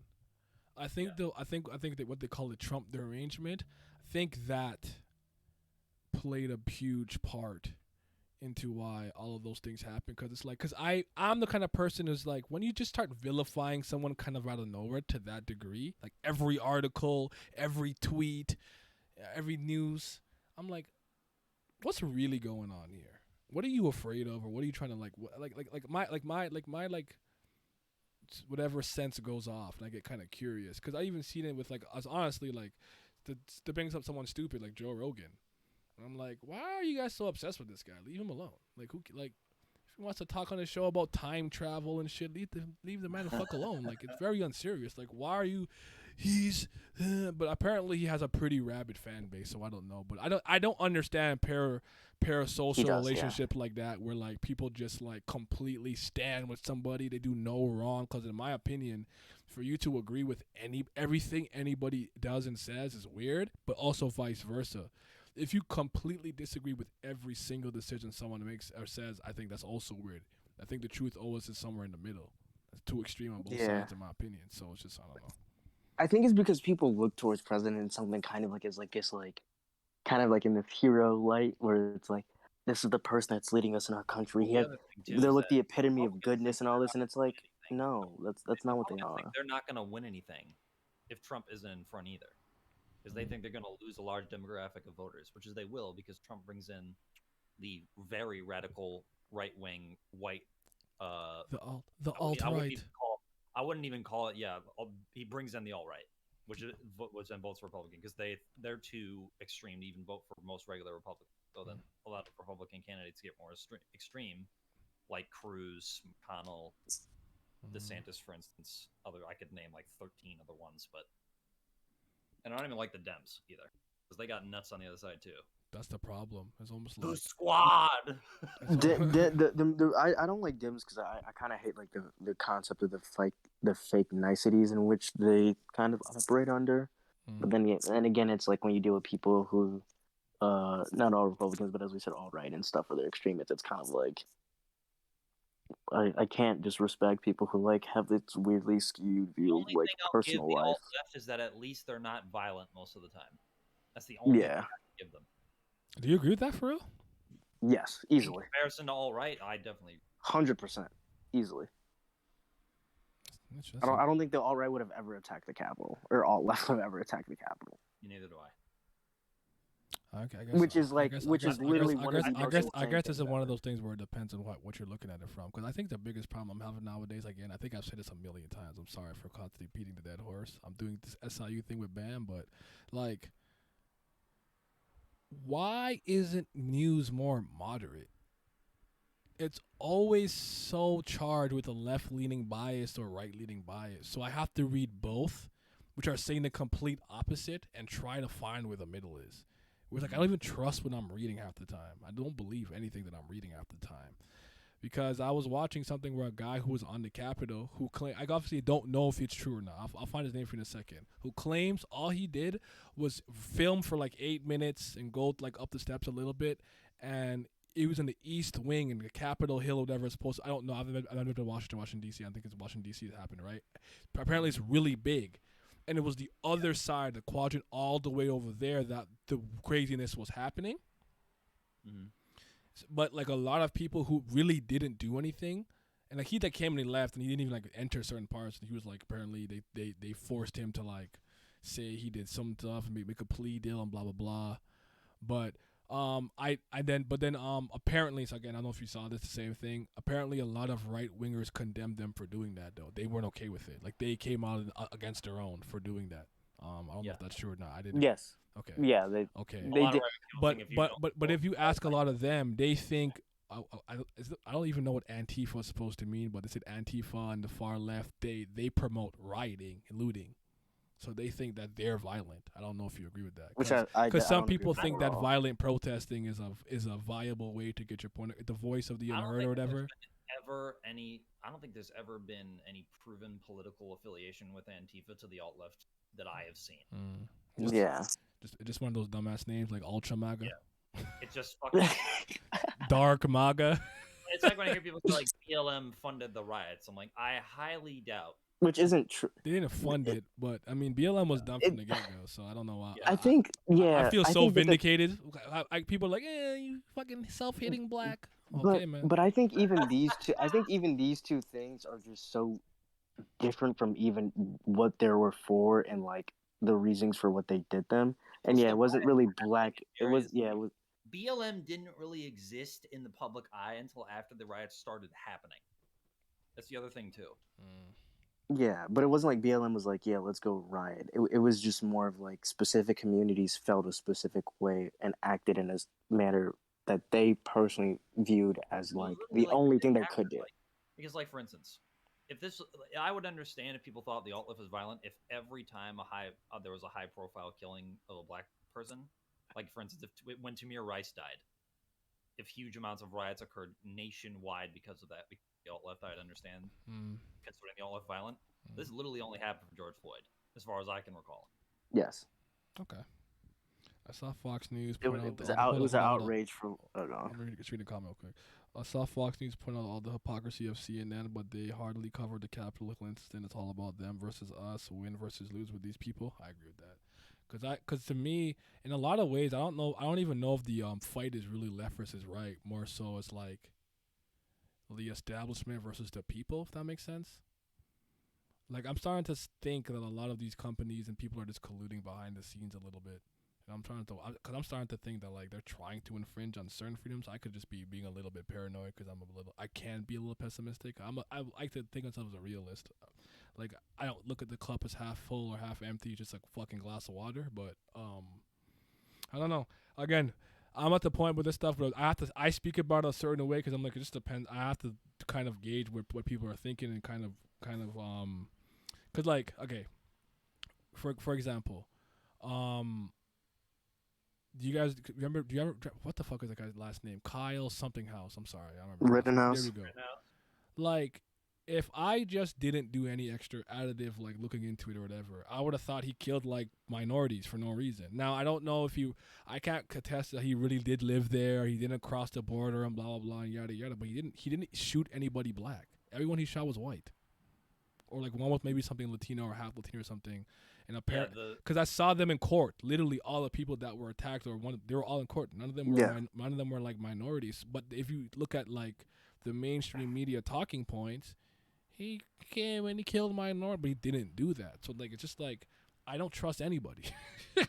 Yeah, that specific issue for me was more like, I didn't care whether or not if it was a black person or a white person. Mm-hmm. The dude came out and just murdered protesters. But apparently he did. Well, the court of law said he did. Like, legally, he didn't do that. Yeah. Yes, it's such a weird thing because I feel like there was seeing like a random dude pull out an assault weapon is like, it's damn near vigilante at that point. At least in my view. I would agree. I think it's because like it's weird because the charges that he was on for was like a specific thing where it kind of like helped him win, but it's still like he's not from that state. Mm-hmm. I'm pretty sure didn't have a right to have a gun in the first place. I think it was that the legislation was that the guns that he bought, he couldn't use or bring over like state lines or something along those lines, which he did. And then he goes and I don't like know why people don't act like holding a weapon would elicit a specific response in people, especially if there is rioting and stuff where tensions are high.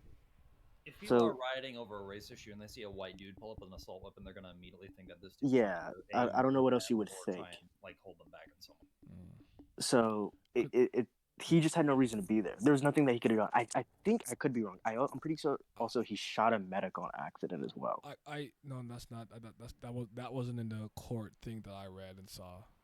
Personally, Okay. he got completely acquitted if I remember correctly. Like he didn't do anything Yes. wrong, and a lot of people were mad because you tried to destroy a kid's life.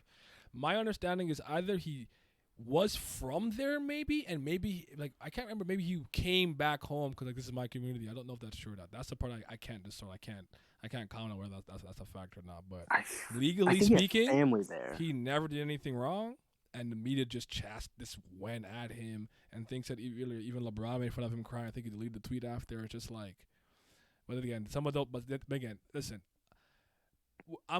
I didn't think about this at the time where I kind of rolled my eyes when I saw this, but I do have to remember that Steve Kerr's father did pass away in a kind of political type of killing event when they were overseas and whatnot. So I can understand him being a little bit volatile towards this, but I don't want to hear these people talk about this stuff. I'm not shut up and dribble. Everyone lives somewhere, so politics will always matter to you. You have a voice and you can say things, but when I hear them talk, I'm like, you don't know what's going on. I don't want to hear. Let's talk about the game. You don't actually know what's going on.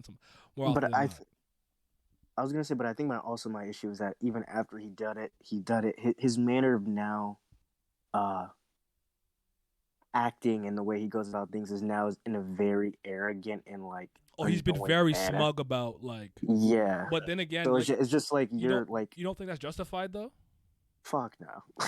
If somebody tried to basically ruin your life and put you in jail and the whole world was against you and they were wrong and you were proven wrong, you don't think you have the right? Like I get it. Have some class, but he's a kid. He's like what, 19? The reason why I say that is, I mean, I would classify 19 as old enough in my personal opinion. Same. You know what the difference I think it is, Naya? Yeah. Why me and Miles don't like it?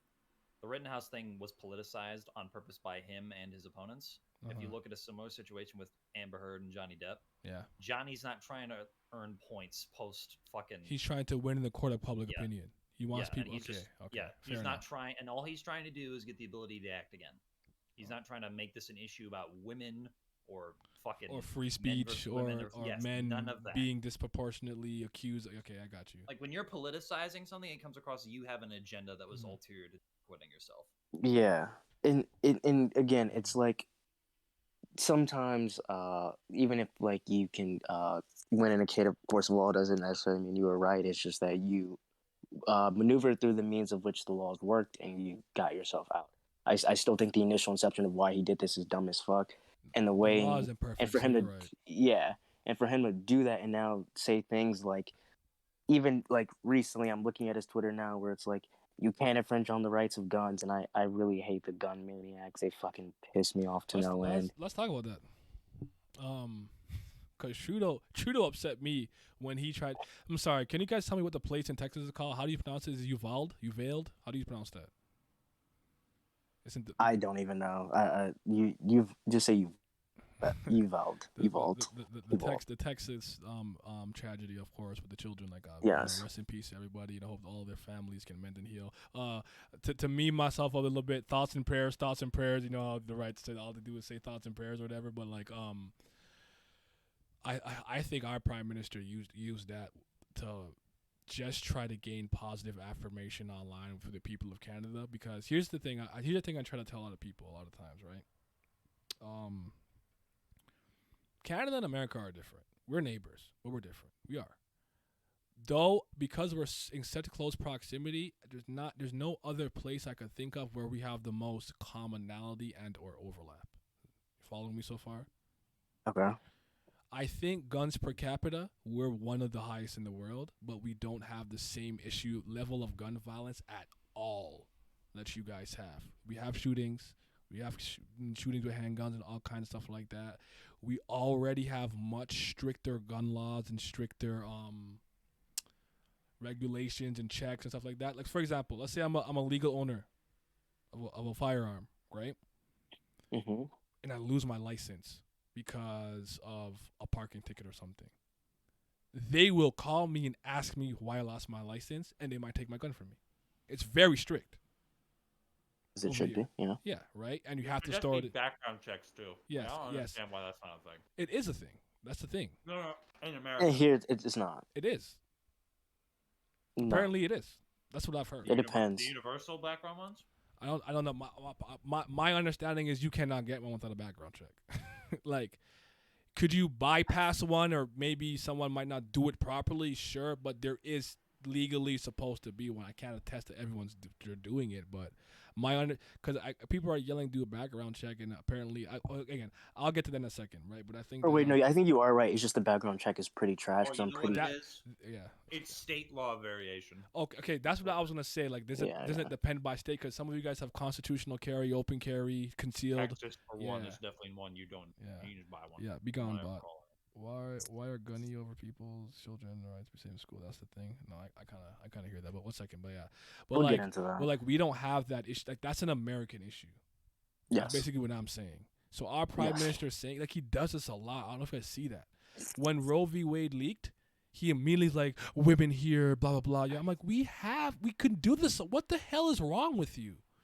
He just fucking virtue signals he's like the epitome of what I can't stand about extremely left-leaning people. It's like it's like Trudeau. Like, I can't. He's just so. But you can't have a gun license. You get a background check every night. I think Brina did tell me that, like, it's very frequent. Like, the moment anything from a, like, okay, you know, you were even like let's say you were just playing music. I heard, like, if you're playing music too loud and the police come and blah blah blah, they'll give you a call, like, heard the police came and checked you, like, give me your gun, or okay, you're good, like, depending on what's going on. So, like, it is pretty strict here. Obviously, I'm not a weapon expert.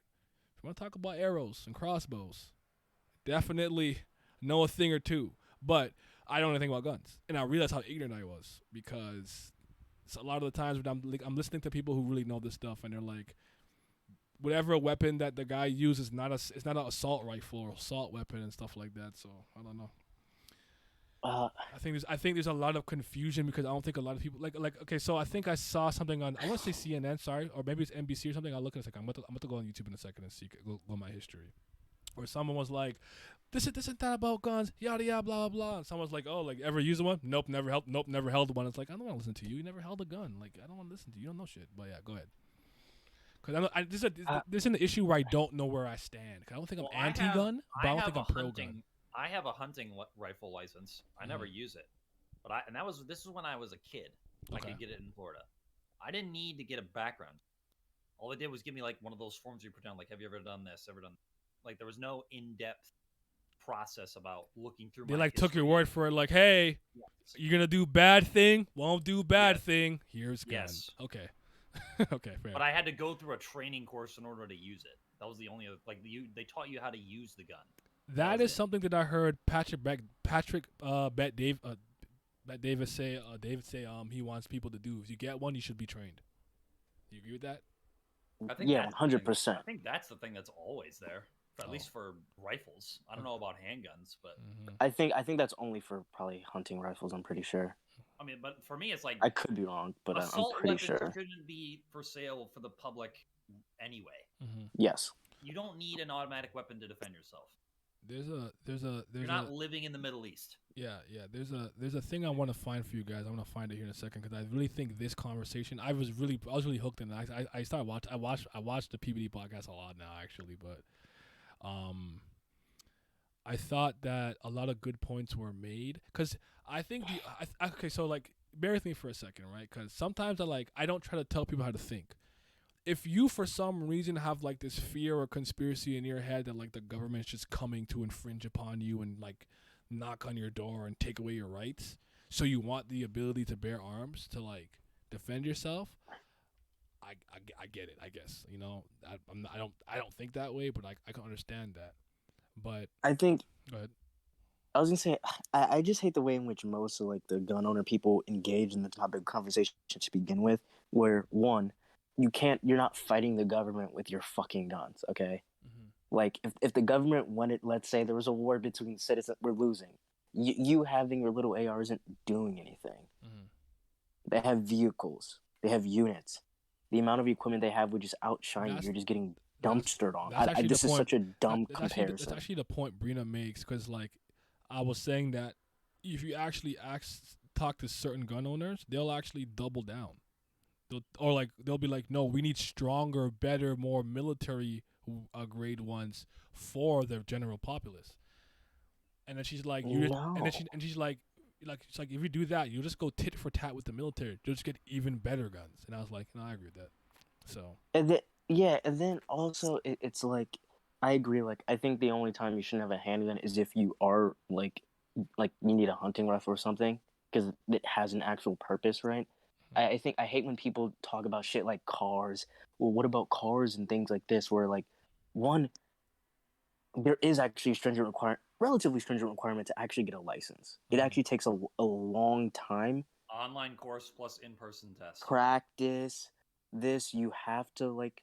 You sometimes you have to renew your license and do other Plus, you things. have to do those. You have to practice like for months at a time. After Yes. the course as well. Yeah. And then the actual purpose, which I feel like is something people always forget, the purpose of a car is to drive. It is a means to make everything smoother and efficient, where it allows people to get to work. Mhm. Getting work helps the economy, it helps people get food, it helps people do its actual purpose has nothing to do with violence. The only purpose of an actual handgun is violence. The only reason why I think a hunting rifle I would actually classify as slightly different is because it's used for animals, and that actually has its own value, I think.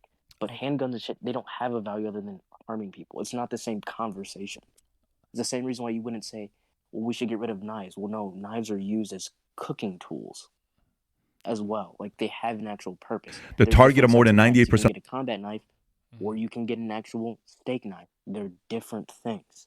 You have to be honest in the way in which you engage in the I conversation. think that's my biggest issue, is like I think everyone's being disingenuous in a sense, but just stay there for a second. I put it in Discord so you guys can see what I'm listening to, or you can watch it on stream. And just tell me what you think about this. It also says a lot. It's also to lose your license during a thing like drunk driving. Yes. Yeah. Okay, so you go to jail.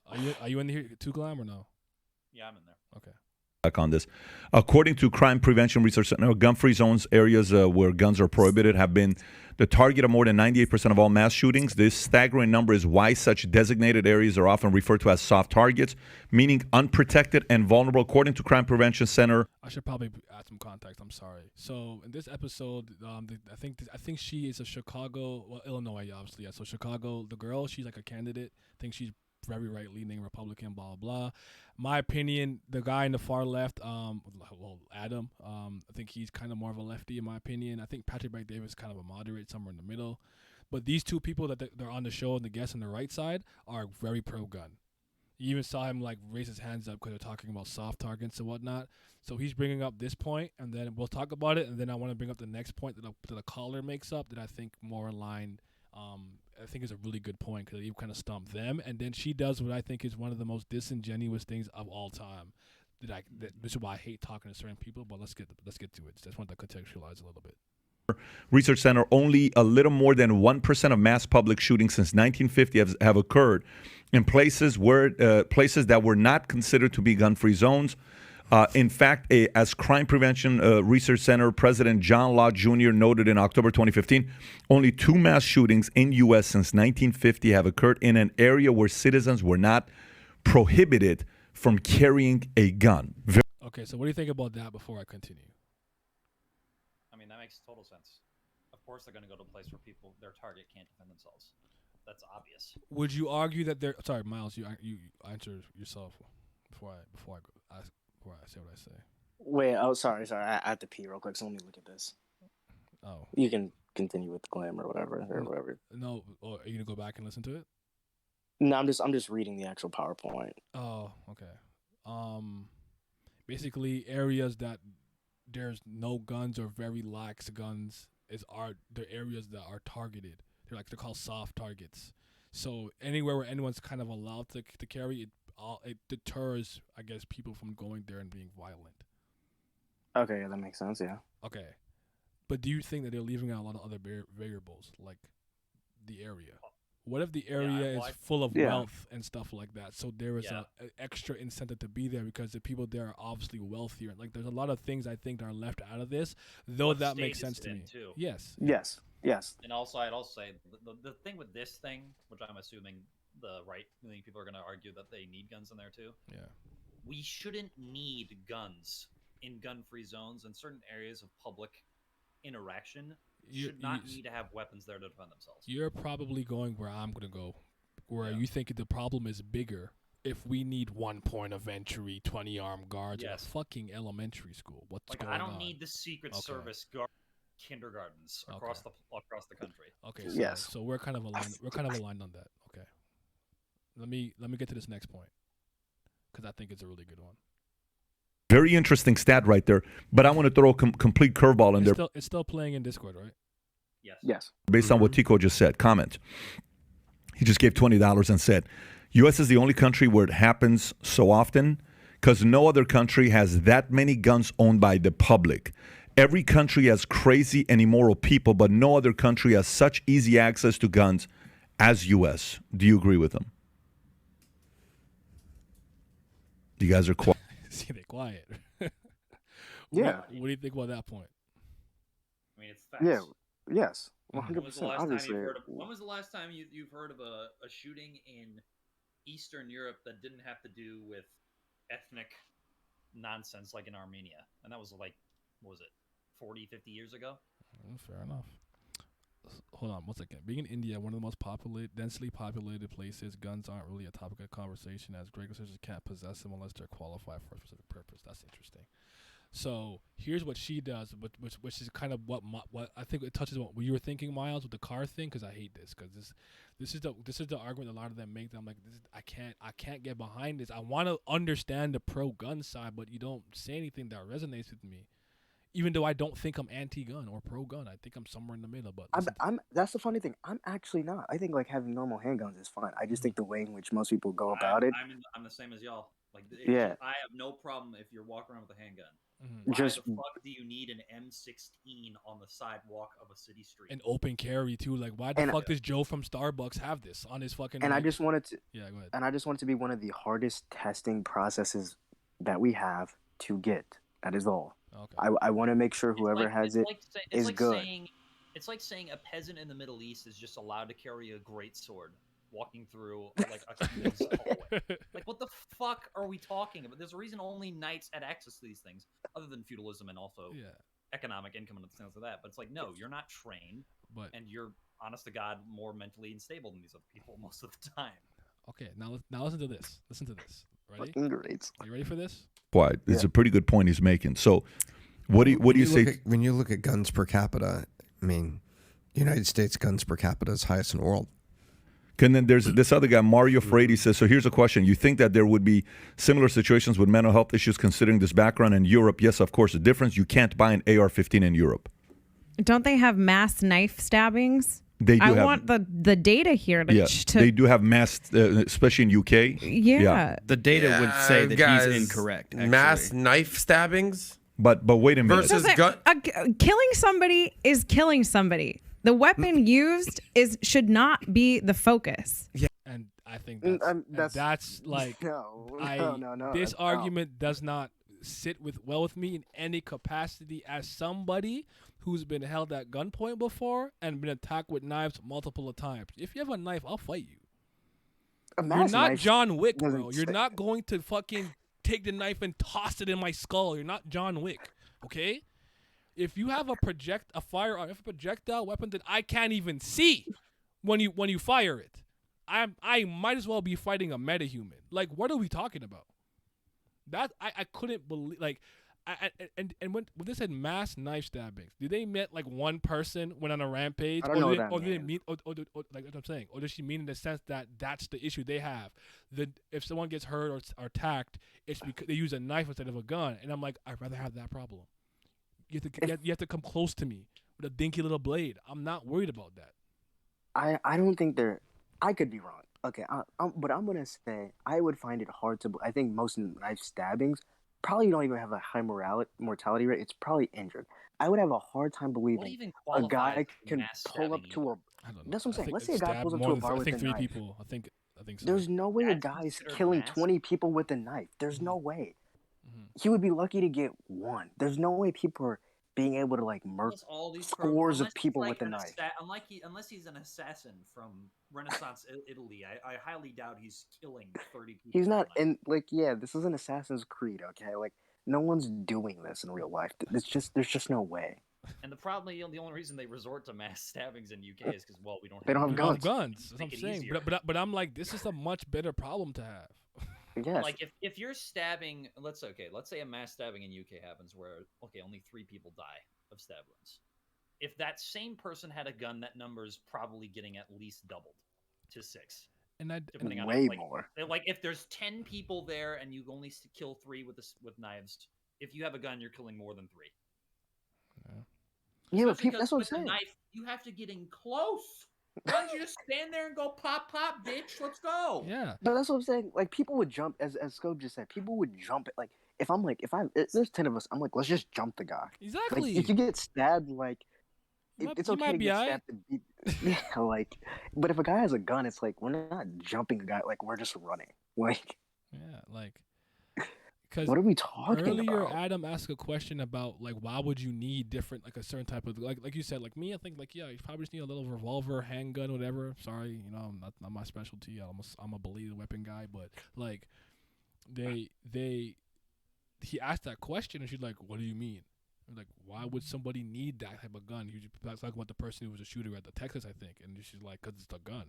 But it's like, what? Like, why can't he? Like, I understood. Like, they're trying to bash him because obviously he's not trained. Because a lot of those guys are like, I think Thing was in the military, so he's trained weapons stuff. So like, they're just basically telling him he's wrong about it being an assault rifle. But you're deflecting. You're not answering the question because Pat told me, because Pat's in the Marines and whatnot, so we understand this stuff a lot better than I do. That like he's basically saying that like a lot of wars are literally won based on the weaponry you deploy and use, right? And from my understanding, if I'm wrong, someone knows this, you can correct me. Don't different guns literally have different uses and reasons for them being used? So case in point, a handgun could be used to kind of just defend myself because you know, civil discourse failed, you bring it to my house, you're protecting my family, pew, you're on, right? Then you would have, let's say you have one that has a lot of rounds in the chamber. You could use it for like suppressing fire, or if multiple enemies are coming at you, that's why you have so much quick fire ammunition in case you're like, it's like 1 against or 3 against, 10. Well, put into perspective how assault weapons were made. Hold on. And then like some are armor piercing and some explode on contact. There are different reasons for them. So like go ahead though. If you look at it from a historical context, there was not an auto-fed magazine on the planet until World War One. And why do you think that was? The closest thing they had was hand-cranking Gatling guns in the 1800s that were so expensive to use, only the U.S. Army had them. Mm-hmm. And those weren't even that good. The first time you had auto-filled magazines was Maxim guns in World War One, and they were used literally for a world war. That is why assault weapons to exist, is to kill at least dozens of people. In the same way, we're talking about like the knife stabbing thing as well.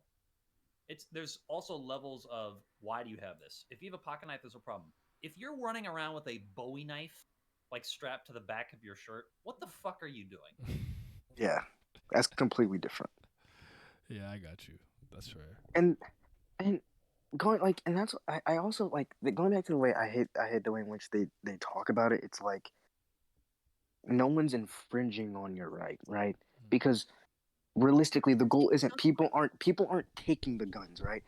It's actually, and I want to say it is impossible. Like America, I'll give you the right way pushback when you're done. Not saying I agree with this, but I'll give you the pushback. Yeah, but like we can't do a total recall of guns. Like there's just no way. We can't go and get all the guns. You're gonna have to fight. It's just not possible. Yeah. Yes, the only thing that most people want is we want to make it harder so people that shouldn't have the guns shouldn't have them. That's all. Because the end goal is less deaths. That is the end goal. So your right of bearing arms is not being infringed upon. Okay. So that I hate this the way in which people like try to use this to like be like we're like these patriotic groups of people that care so much. Bro, no, you're just a dickhead that doesn't care about like the actual consequences of what it means to like have easy access to guns. We have literal kids dying in mass. If you can look at this and not think there's probably an issue, there's something wrong with you. So the pushback that I see often when they say that is like the left has always said this about so many issues, and look what happens incrementally over the years. So maybe you're not trying to take my guns now or today, but down the road with a lot of I really wish I could remember the example that was used where it had something to do, because I don't know obviously don't live in America, so I don't know how that works, because we've been able to like smoke marijuana legally, I want to say since 2018 and stuff, at least in Toronto, but it was like you needed a green card to be able to legally purchase marijuana, right? Yeah. So what I think what that state or place effectively did was stop distributing green cards, and thus you can't buy it, which means it might as well just be unable to get. And then so they'll say things like, okay, look, I'm not sure if I'm comfortable having your like LGBT isms in the classroom, and they're like, we're not trying to make your kids blah blah blah this and that, and then over the years, there's literal footage of mothers being like, what the hell are you guys doing to my kid? My kid's coming home confused. You're telling him he's bad because he's a man and blah blah blah. So it's like they always say, oh, we're not doing this, but over the course of like a decade, you end up to the point where that they were afraid of you doing this. So basically they're saying you may not want them today, but 10 years down the line, now you guys are like, yeah, we're taking them. So I guess I think that argument doesn't move me because I'm not that left. That's the first thing. So my opinions on those type of things isn't going to move me particularly. I can understand it for other people left, like again. Okay. You're picking out. You're essentially what the right is doing with there. You're cherry picking a demographic of the left that's affecting what's going on with you.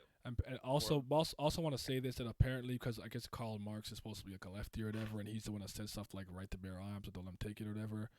A lot of left-leaning people are not anti-gun. Just to throw that out there. I want to make that. I forgot to make that clear, but go. Yeah. They're just anti-assault weapons. Yes.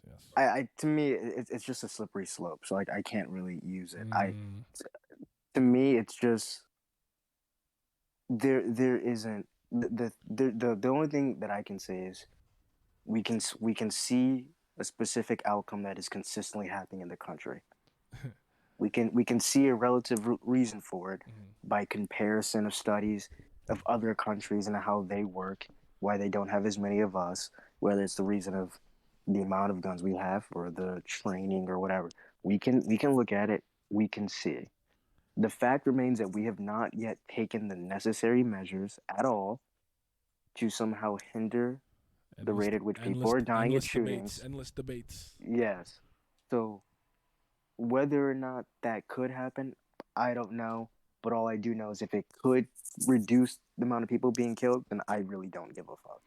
Okay. Because that's my primary issue. Because the fact that kids can go to elementary school and get murked, to me, is insanity. It's just it's like, I don't know, like instance, like, hey, if I'm a shotgun owner, why do you need a SPAS 12 as the specific shotgun that you're using? That is literally I don't even know what that means. That's a special ops combat weapon. Oh, okay. Like, if you have a SPAS 12 as the shotgun defending yourself, why do you need that as opposed to just like a standard 12 gauge? I got you saying. It's like, come on, bro. There's levels to this. I'm with you, Ash. You take away all the guns and force people to get their ass in the MMA gym. Bring back fighting. Bring back fist fights, man. I miss fist fighting. It was a much simpler time. I agree. People just need to get their ass beat a few times. Yeah. I think that changes a lot in the world. But no, I'm with you on that. But I guess in the very, very, very last point, I guess that I hear a lot is there are some Americans, I guess, are very afraid of an invasion and stuff like that, and they also want the people to be able to, because so this one is something that I would say that I understand from an ignorant standpoint, where I think that because One thing that I've noticed a little bit traveling, and even like hearing some other people, and even my pops tell me this one story when he was in Germany. When they thought he thought you're just, he's black, so it is what it is. We're used to that shit. We don't even trip. Yeah. But when they find out, I think he was either watching the Raptors or a hockey or the Leafs play, and he was like cheering and he's going crazy. And when they realized he was Canadian, their entire attitude towards him changed because he was not American. I've noticed sometimes when I'm somewhere and they think I'm American, they don't treat me they treat me like a certain way, like I'm this annoying, obnoxious asshole. They find out I'm Canadian, and their entire personal ambience changes. So, because I made the same mistake as somebody he did, like, oh, I guess I'm black, I'm black over here, whatever, this is what it is, let's do what I'm doing. But Russia and China specifically, they seem to be kind of scared of. So if they're gonna invade us, they're gonna nuke us first. Yeah, but that's the thing. It's like whatever happens, it will be so far beyond what we can do anyway. There's just no point of like. They're gonna Yeah. Cruise missiles. They're gonna send fighter jets at you. There's no EMPs. I've heard about EMPs. I've been looking at talk about EMPs and stuff. So like a land-based invasion is gonna be the last thing that's gonna happen. Yeah, they're not having foot soldiers coming in people's houses like mowing them down. Like that's not how. You're not gonna be able to defend yourself even with your assault weapon that you have, even if they do. Yeah, so I just think it to me it's just such. I just don't like fear mongering, no matter who does it. I just think that's just it's such a. And there's a reason other countries should treat us like that, because a lot of Americans, specifically the ones that talk about in terms of the alt spheres, act like that they're better than every other country. And it's always from people that have never even left the country to even experience what people are. That's why to me it's insane. But even like for me as a personal experience, right? When I went to Paris for a study abroad trip, and I saw cops are decked out in actual ARs, right? But again, their dynamic is different based off the amount of terrorist attacks that they've had. Yep. So the reason why they would have that makes sense, but also the entire way in which their structure is, from it being a government job, like lifetime positions, they're all extremely fit. They're all like to me, it was still like this is fine. I can take an example for the U.S. that would make sense. Imagine if the KKK was of a similar ilk to the IRA in Ireland. I can understand people wanting assault weapons because the IRA is literally a terrorist organization. Gotcha. Yeah. The KKK damn near at this point is just, in terms of what they can actually do in a physical standpoint, they're honestly a joke. Yes. At this point, compared to other stuff, like they're still evil as fuck, and they shouldn't exist. But like it's not the same as what's going on. Like Europeans don't have like. It's essentially we deal with terrorist groups, and that's really it. Like we, of course, like there's crime because crime is everywhere, but it's not like we're having random Joe Schmo off the street who's not affiliated to any sort of organization come in and shoot a grocery store. Yeah, and the way in which they deal with the organizational issues is with their own organization, which is their cops, right? Like people in France aren't like, we have terrorist attacks, so we're going to take it in our own hands. People in France aren't walking around, like citizens aren't walking around with guns. Like, so. Yeah, I don't know. I'll never know what to make of some of that issue specifically. I don't know. I guess as a Canadian, it's just not something I think about like that. Yeah, y'all just got it. I don't think it's not I don't know that Toronto can be violent. It's violent areas. Are just like being shot by a gun is just not a fear that I have, I guess. So I don't know. But again, I don't think I think I'm probably somewhere in the middle. Like, yeah, I think you should have the right to defend yourself. Have your little, handgun in the safe somewhere. I think you should have to put it in not necessarily like a crazy combination safe because you're going to be able to get it quickly, I guess. I don't know. I'll say this. I don't like the idea of having to store your bullets separately. I think that's dumb. It has to be somewhat. I understand what you're saying. Like safe, safe and locked away that no one could just get it, and like your kids can't get your hands on it. But quick enough that if you need to just get it and quickly, you're not gonna be like, oh shit, 211558654112341 doop doop. I scan, recognize Bruce Wayne. And by the time you've done all that, like it's taking too long. So enter the Zeta tube to get your rifle. Yeah, because this reminds me, like, really one of like probably the saddest videos I've ever seen. This was like a month or so ago, where the two kids that accidentally shot themselves. Apparently, that's playing with. very common. Like that's actually how like Yeah, the most like highest like they rate of like death with guns is like somebody in the house getting their hands on it accidentally with cleaning and misfiring. But go ahead, sorry to cut you off. it basically like these two kids were in the bathroom playing with their parents' gun. How they got it would only mean that they knew their parents had, and the parents didn't do their proper due diligence to hide it away.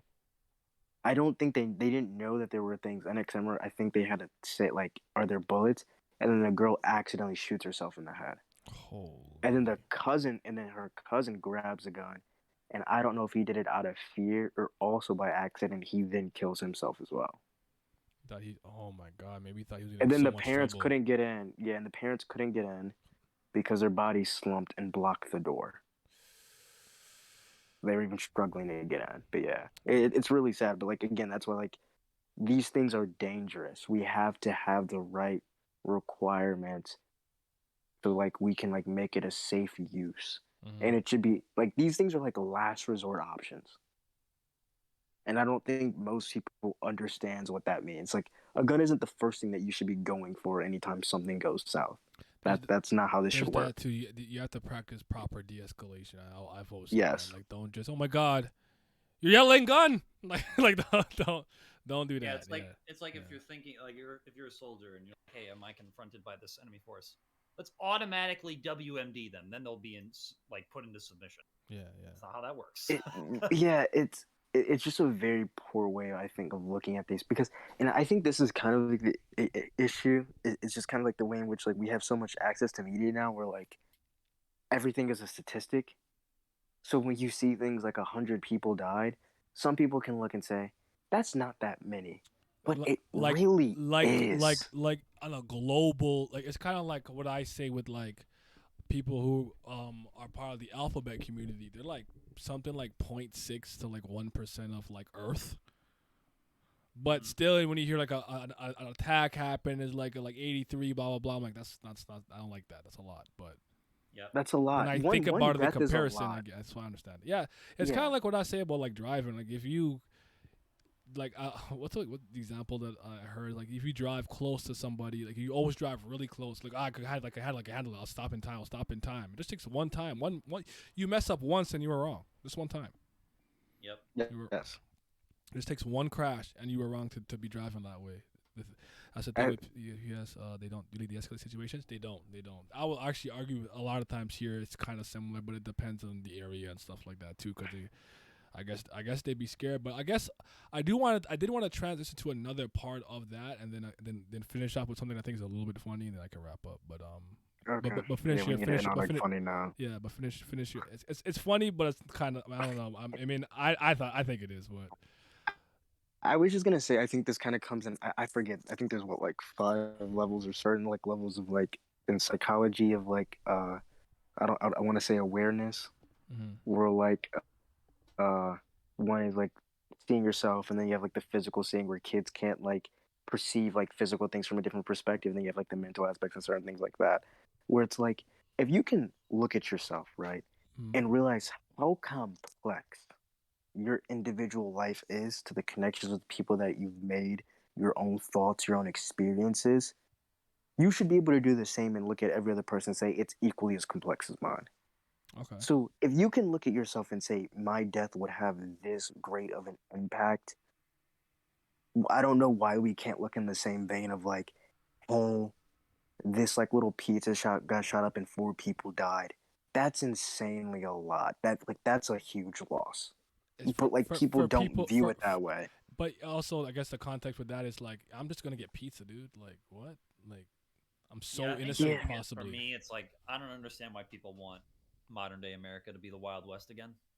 That's just really my outlook on it. No, like we don't need to have fucking dudes. Yeah, you want to settle our differences? Let's get our assault weapons and stand in the middle of the street and see who hits each other first. Like no fight. Yeah, just fight. Do I swear, getting your ass beat's not the worst thing in the world. You'll be all right. I've gotten my ass beat. You'll be. It builds character. I've gotten my ass beat before. It's really not that deep. It's not that big of a deal. You'll get over it. Is that a ladybug or is that like a tick or something? Oh wait, yeah, no, didn't you get jumped? I mean, it's been. They needed to. They needed 25 people because Naya's 6'7". Naya's a raid boss. Oh my god. Glam is the tallest person in this call. All right. Do you guys think that there's Yeah, if he's the raid boss, I'm the boss that only gets beaten in a cinematic and can't actually be fought against. That's the game. the friggin' okay, so I've seen a lot of talking points say that I don't know if you agree with this, but I guess I don't know if it's since the George Floyd thing, but just the general movement of trying to defund the police and chastising them and constantly demonizing them and calling them incompetent. Because I know there was a pretty big walkout. I want to say end of 2020, early 2021, where did you hear with the Texas shooting that they stopped border patrol and they tased somebody who tried to run in. And even though you can hear the screaming and shots, they just kind of stood around. Yeah. Do you think that in a lot of ways, because of them being scared to do anything and be kind of like blamed for stuff, only the fucking spineless cowards are left in the police force? The actual people who would have done something, like run in there, even if they're like, okay, maybe, you know, my understanding is it 19 and 2 teachers, so like 21 in total? I don't remember the exact number. So maybe that number is still 6, but it's better than, you know, that number. But it's like some people think that the police force has pretty much weeded out all the good guys. I hate saying good guys and bad guys. I think it's I think life is immoral. I think it's true. I think life is immoral, but yeah. Has there been I any would evidence to prove that? Well, I would say 2 things. One, I think that's a decently fair comparison because the ones that are left good are you usually see or hear many stories of people that have called out supervisors or fellow people for doing something that they shouldn't be doing, and then they're the ones that get their pay docked. They're the ones that get kicked out. They're the ones that lose their jobs. Well, so yeah, it does weed out yeah. the ones that do try to have like some The thing is, like some with the bones. police, like the defunding thing, I don't really agree with. The thing problem with me is that I think the defunding was systemic just shown in a very poor light. That's the issue. Like systemic way, like it has to be systemic to change.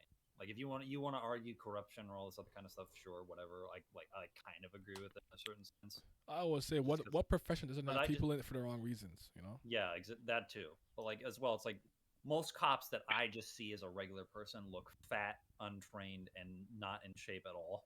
Which makes no sense. I would agree with that. And I so like I think I could take them. Yeah, I don't think that, but I think I could easily run away and not suffer any consequences. That's what I think. There's that too. You can't catch me. Yeah. You're not catching me. That's for sure. I'm out of there, and I won't tire. I don't know. I don't know if this is a state by state thing based off the training. I do know in some cases, certain academies or whatever, people have come out and said they are actually trained to be afraid. Huh. So the means in which when they come out the academy is relatively trigger happy. That is like, I don't want to say that's all of them. I don't know, but I have heard certain ones that they have said we were trained to be like pretty scared. So I think that's an issue. And I would agree with Glenn. And I would agree with Glenn with the systemic thing, where it's like if the issue is if we can't make I think if we can't make people good, then the issue is that we want to have things in place in which the black or bad people can't profit, or they're so tugged down by rules and regulations that they can't do bad shit. Mm-hmm. That should just be what you like I want should to say, do. like cops should at least be proficient in let's just, this might be a bit of a stretch, but in my opinion, a cop should at least be proficient in something like boxing. If you're going to actually be a cop, like you should. What be if you able lose to, your gun or you lose your nightstick or taser or whatever? Like that's the I want to see boxing and like judo takedowns. That's what I want. You gotta train with that TikToker guy from Detroit. I when would he's really like, say you gotta surround them and stand. That guy's funny as fuck, bro. Where you at? We need you, bro. Yeah, we need to train the dog. I would agree with that. Okay. Or Sent to Nowhere, Hot Fuzz. Is And then I would also say the thing with defunding. Honest to God, Naya probably knows. It's like Bensei Mugiwara Matt B, my boy Matt. Mm-hmm. He is an actual trained, like he knows how to fight. honest to God, when I go to Dallas, I might deadass feel safer in his presence than I would with an actual police officer at my side. Okay. Seriously. Okay, fair. Yeah, for sure, probably. Yeah, that makes complete sense. Like, I would also say, I think going to your the defunding thing. The issue with defunding is that people. It's This just is such a again. This is funny the issue with phrase. it is not because it's completely not what people were even trying to say. It was a really poorly marketed thing. Shitty It's all it is. slogan. It's redistribution. That's all it is. It's all it is. It's Like basically we want to defund have means more you're not getting programs. any payments at all. It's like then it makes the whole institution defund. Like if you just look at the word defund, that is the most ass slogan for police reform I could possibly think of. Yeah, it's really piss poor. Like all it is that people wanted to do was we want to have other programs in place so it's not police that are handling every single thing, right? Because like let's say there's like some issue with like homelessness or something, we probably don't want police going. It would probably be better if we had a different department that could actually that are better equipped to deal with things that are probably Human more resource enforcement, yes something things like that can deal with social issues, economic issues, certain things like this where it's not you're having a police officer show up at every like that. When other you think about every police single officer, you issue. think crime. That's your Yes, first thought they're as not a well equipped to deal with anything like that. Like if they're like if someone's like having like maybe they have some mental issue and like an attack is going on, calling the police is not a good like way to go about it. That because that could probably potentially only escalate the situation because they might not be equipped to handle someone that might have a It also mental feels like disorder. SWAT gets called in for everything nowadays too. That could just be There aren't hyperbole SWAT on called on like Twitch streamers like that. like I feel like that doesn't make like that sense. that just might be hyperbole on my part, but that's just the vibe I get anytime I see police stories. It's either just I like think two you're I regular know cops. You're actually I not know the wrong. SWAT team and bomb squad have been to apparently like Tim Cast like numerous times because I'm like, oh, Yeah, there's a it's like- bomb there, and he's like, there's no bomb here, and like, we're sorry guys, we have to do our due diligence, and there's come and they leave. So That just Yeah, I remember that Bomb Twitch Squad, I era. look in a They've different- always been yeah. called on. Bomb Squad, I look at in a different light than SWAT team because when I think SWAT team, I think next step up from police that isn't National Guard. That's where my brain goes to. fair enough. Cops that do MMA might be better ones. MMA could teach you to respect. The problem won't happen, but it would be a decent de-escalation training, I guess. Still, but I guess I hear what you're saying, Miles. I heard people say that, but I don't know. I don't know what the answer is. Again, I'm just some guy talking shit on the internet. So You just want that stimulating discussion. it's just that too. My goal is always these people just are to make people, sure everybody. people around me in my real life are yeah. driving me crazy by just being fucking stupid and ignorant. It's killing me. It's killing me. My goal will always be safety and happiness. That will always be my end goal. Okay. Now I got the last thing I want to say is What the hell was that? How was that laugh? yo, do you guys know what a woman is? Vagina. What's obvious. a woman, man? Is this, The I don't question know. of the century. What is are you female? being actually dead serious? I know what Naya's talking about. I don't think you do. Oh my gosh, these are like how. What is female, Miles? Can you define it for me? Do you know what a woman is? From what angle are we? I just want to know if you know. I don't want to. I don't want I just want to know if you know what a woman. Has the lines been so you know- blurred for you? You know don't what, Miles? anymore? I agree with you because you're not a biologist. You can't answer this question. You don't understand how human psychology shapes your genitalia. So we must. Yeah, we must it turn depends. to Matt Walsh. It's a very fluid. And yeah, let's listen to fucking Matt and Candace tell us about what gender actually is. Oh my god. Meanwhile, let me blow my brains out while listening. Who's Matt Walsh? I have no idea. I have no fucking idea. He's one of those Twitter podcast Republican or not even Republican, like conservative personalities. Oh, not those. I don't have smoke with Candace though. She says a lot of shit I disagree with. I do. I guess I want to say she says a lot of things I don't agree with, but I have no smoke with her. But is this a reference? It's a reference. Yes, Kentaji Jackson. But I've seen that in a lot of things. But he made a documentary that apparently is really good. And he basically is asking people like what a woman is. But even I thought the trailer kind of highlighted how crazy our discussion around this is because it's just like. Anyways. Y'all got that one. Nah, wait, hold on. I'm lagging. This is just can of worms. Like Well, I understand the subject matter. I'm just not here to listen to these corny motherfuckers talk. Nah, I mean, listen. I'm gonna just play this. Hold on. What is a woman? Can you tell me that? Well, you're at the Women's March. You must have some idea. Please, if one person could tell me what a woman is. You are not here for women. We ask you to leave. What is that? I'm a husband. I'm a father of 4. I host a talk show. I give speeches. I write books. I like to make sense of things. A woman is not anything in particular. There is not one particular thing. It could be many things to many people. Some women have penises, right? Some men have vaginas. I like scented candles, and I've watched Sex and the City. Yeah. How do I know if I'm a woman? That's a great question. You're not a scientist. You're not a gender studies major. No. How do you know that you're a man? I guess because I got a dick. Can a man become a woman? I'm not a woman, so I can't really answer that. Women only know what women are. Are you a cat? No. Can you tell me what a cat is? Do you want to tell us what a woman is? I'm a biological woman that medically transitioned to appear like a male.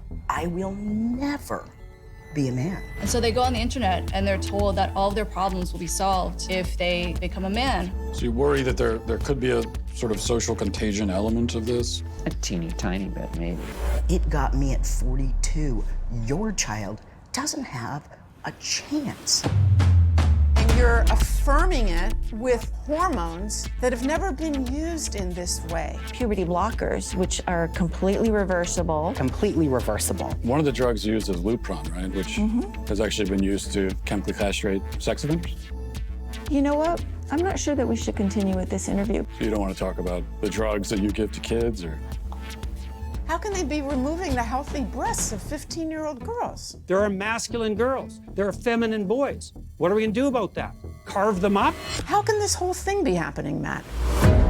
I wanted us to have a safe place to be able to talk about this. Part of me wants to ask why you care so much. I care about the truth. I care about children. I care about the women who are having their opportunities stolen from them. Is it transphobic to tell the truth? The interview's over. Let's turn off the cameras. Excuse me. They're fair. I just wanted to know, what is a woman? And you're not going to find out. Based on what I'm saying, would you ever want to move to America? They say no, never. I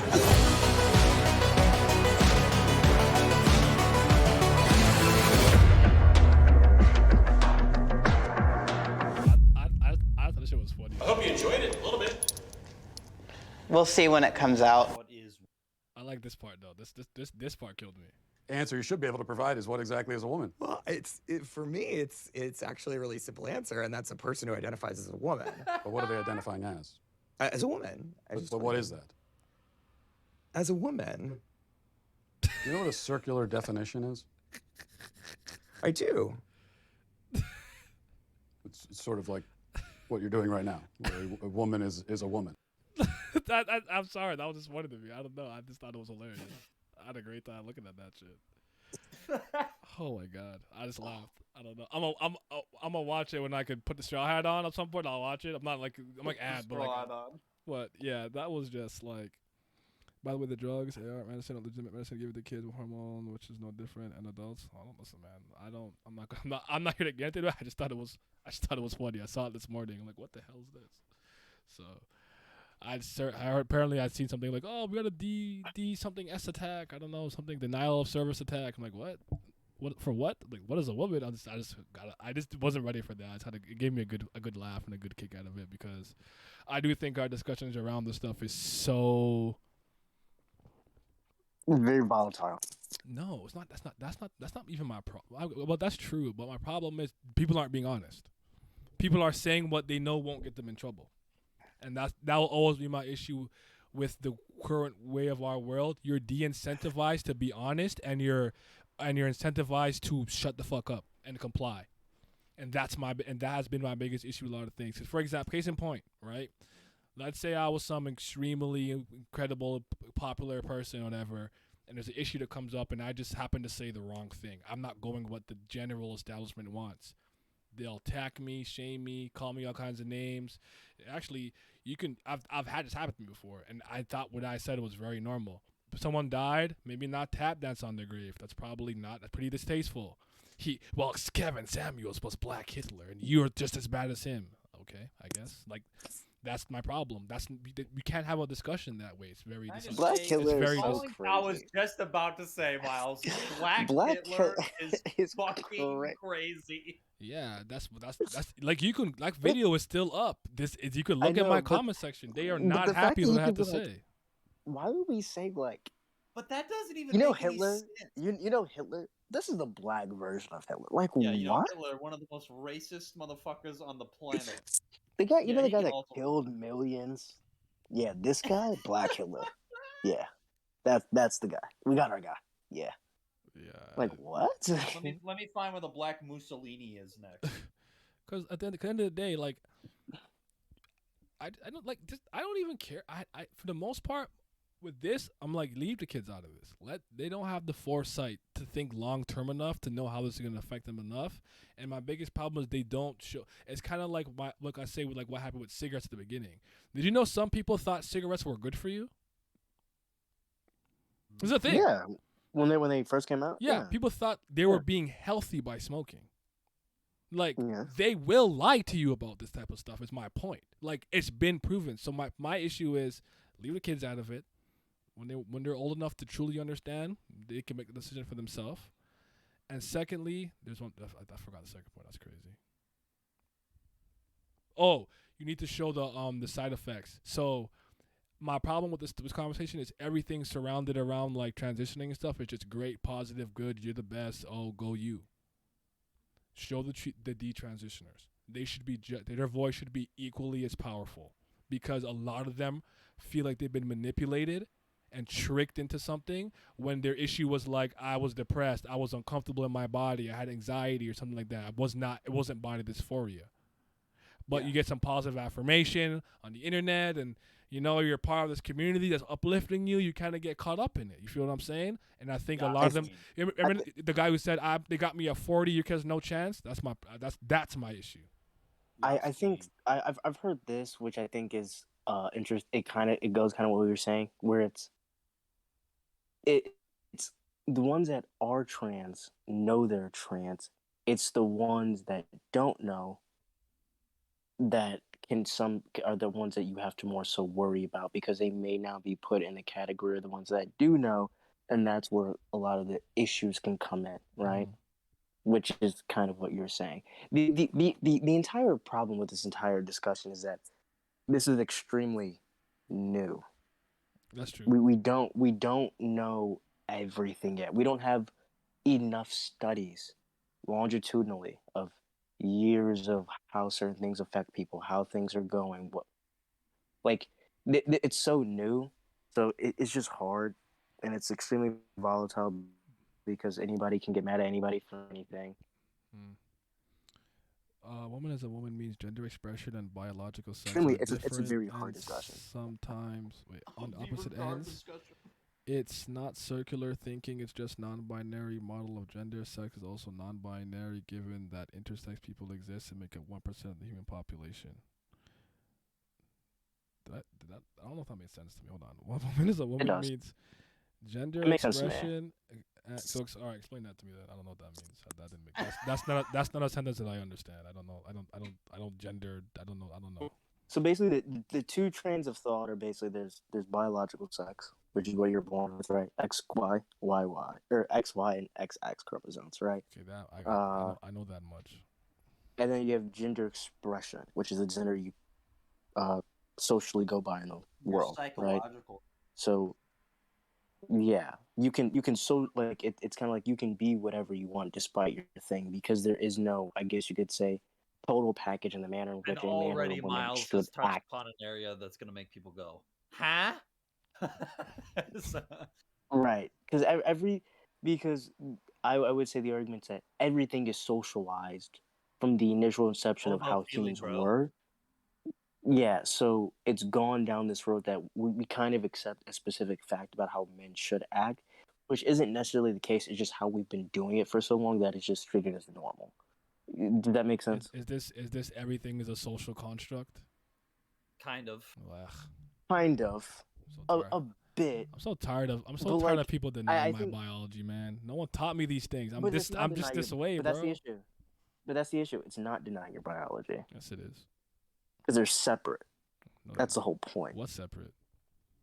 By the way, gentlemen, I'm gonna get some food. I will be right back. All right. So you can still be a man, right? Okay. But you could identify and act in what we would qualify.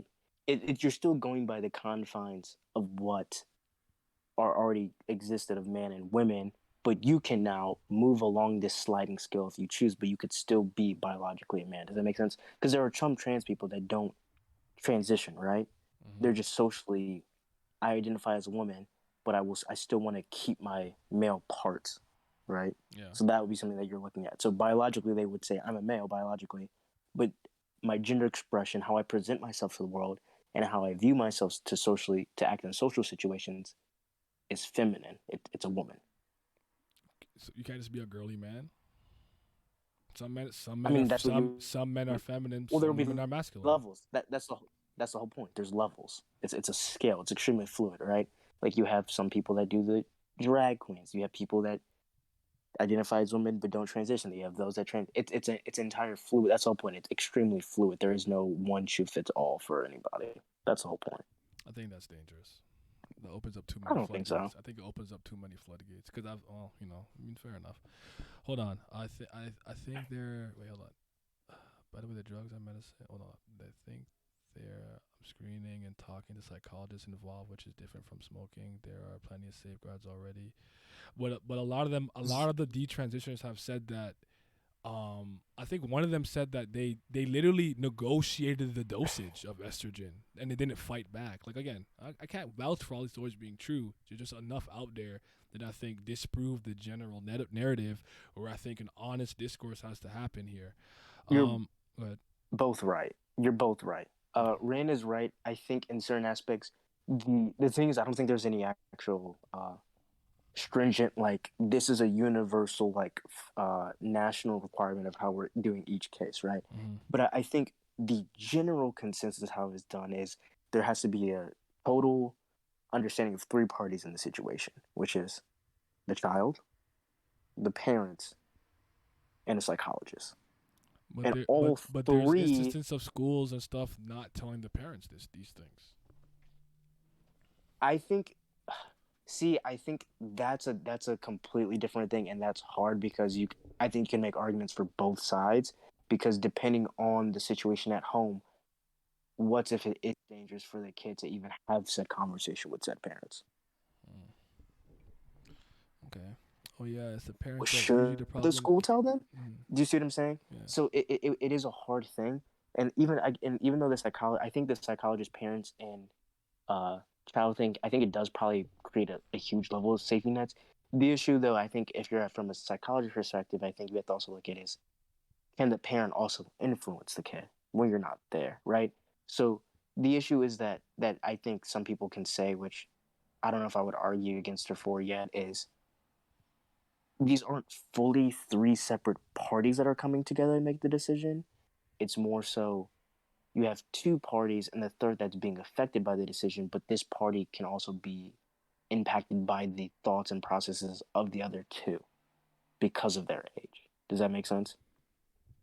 I think so. So like the parents, the psychologist, and the kid are the three parties. The person that's being affected by the decision is the child. The issue is that even though the child in the situation should have as much say, we have no real means of making sure the child isn't being influenced by decisions of the parents or decisions of the psychologist when outside of the all three being together. Does that make sense? Yeah. So I think as long as there's a certain level of screening, vetting, I think I've heard a story of someone that said, they did the psychologist parenting. They did a few years of just going and making sure this is the right decision with the three parties. They did the talking for a few years. Then they did a social transition for a few years. And then they transitioned at 17 or 18. and they're completely fine with the decision. You see what I'm saying? Yeah. But there could be, at any point, if one of these steps is messed up, then that can also create an issue. So that's why with it being so new and nothing being standardized or foolproof yet, I think it's something that we have to be careful and make sure we're doing it for the kid and making sure the end result, making sure the kid is where he needs to be. We've been careful though. I think I would like to say individually, yes. Maybe as a because I don't know individually each specific like personal people's lives. I would think if we're going by the trifecta, which those people going, I would hope the answer is yes. Socially, I think we can engage in the entire situation in probably a better light. I don't think us being volatile is so like you're transphobic for this thought, or you're evil for this thought, or you're just this left-leaning like monster that wants to do this. I didn't want to sleep with one. Yeah, that makes no sense. Because to me, the way in which I would look at it is that you wouldn't like get mad at a gay person for not having sex with the opposite gender. So I don't, but then it goes into, but then they're real women, so you have to do it. But like it's a completely it's a whole debacle. So I think there has to be a far healthier way in which we engage in this entire conversation if we actually want to make sure that people that are going through transitions are in a healthy and a comfortable place, so then they can do then they can go and do what they would like to do with their lives. Okay. What do you say here? Yes, the parents are usually the problem. Kids know themselves best, even if they lack life experience. If you got to talk to them, psychologist expert, that should be fine, shouldn't it? And parents, why do parents matter there? They're the parents of the kid. The kid is. Let me keep reading. Parents put expectations on their kids, intentional or not. Most of the time, they are the worst to judge that. Even those with good intentions seem to manage the expectations first. But why should the kid come second to that? Spinning right now. Kids are dependent on parents, so it'll be influence heavy. Detransitioning is a real thing and happens occasionally. What's more common are suicides, which are happening more and more due to social stigma. Detransitioning is a safe topic of discussion in the community, as the goal is to explore how we identify. It's okay to not want to have sex with a trans person that outside of the realm of transphobia, in my opinion. But detransitioning is way overblown too. The latter, sadly, not. I think that's one of those things. Is one of those things where I can't comment because depending on who you ask, that's what they just said is completely untrue. So, it's a very case by case thing. Because a lot of detransitioners said that as soon as they started to do that, they pretty much got completely ostracized by the very same community that was propping them up while they were going through the transition or going to do it. But as soon as they weren't, they're like, well, you're this and that and blah, blah, and yada, yada. And some of those people, they said they were still on the spectrum of the LGBT. They just weren't trans. And it's like, I've heard some women say they felt like they were literally a bad LGBT type ally because when the time came with them to have I guess be in a situation with a transgender person or something, they weren't particularly into it. And some of them saying they felt coerced to do it because they thought they'd be a bad ally. And I think this ties into a different issue of needing to belong to a group and identity politics that and again, I think part of the reason I have such a hard time understanding this because I'm a natural detacher. Am I black? Sure. Canadian? Sure. Cis male scum? Sure. All that, yeah. But I'm just Naya at the end of the day. I don't I like One Piece. Fuck the One Piece community. I don't like them niggas. I don't like the fan base. I hate most people in the One Piece community. I disassociate. I try to stay as an individual for the most part. So I couldn't see myself getting I don't know.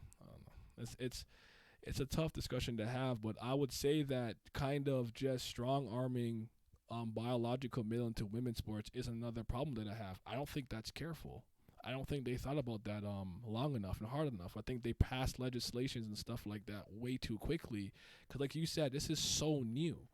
We got to incrementally take these steps to kind of implement these things, in my opinion. But again, it's not something that I particularly get like that.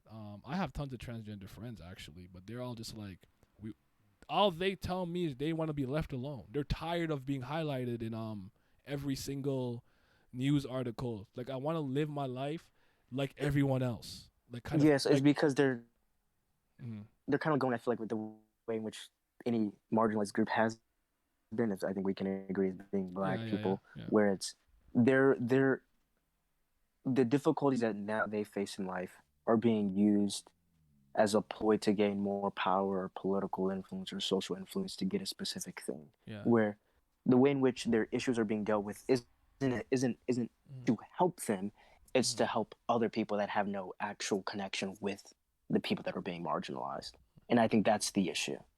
Yeah, I keep saying a lot. Like it got me excited too. Like a good way. Like it's just like the people who are talking about certain things on the online spaces are not representative of the common person. Because like I think of the common person, I'm thinking of like most people make like 30 to 50K a year. They work at like Amazon, Walmart, and stuff like that. Like I'm talking about the regular people, not the people who are wealthy and stuff like that. Like they're so disconnected from objective reality. I can't even take them seriously half the time. But I am returned. yeah, what's up, man? But yeah, it's just tough. Like, you know what I mean? I have my stance. At the end of the day, I think you deserve to be respected, called the way you want, go, you know, use the washroom, you live, get married, work, all those things without being discriminated against.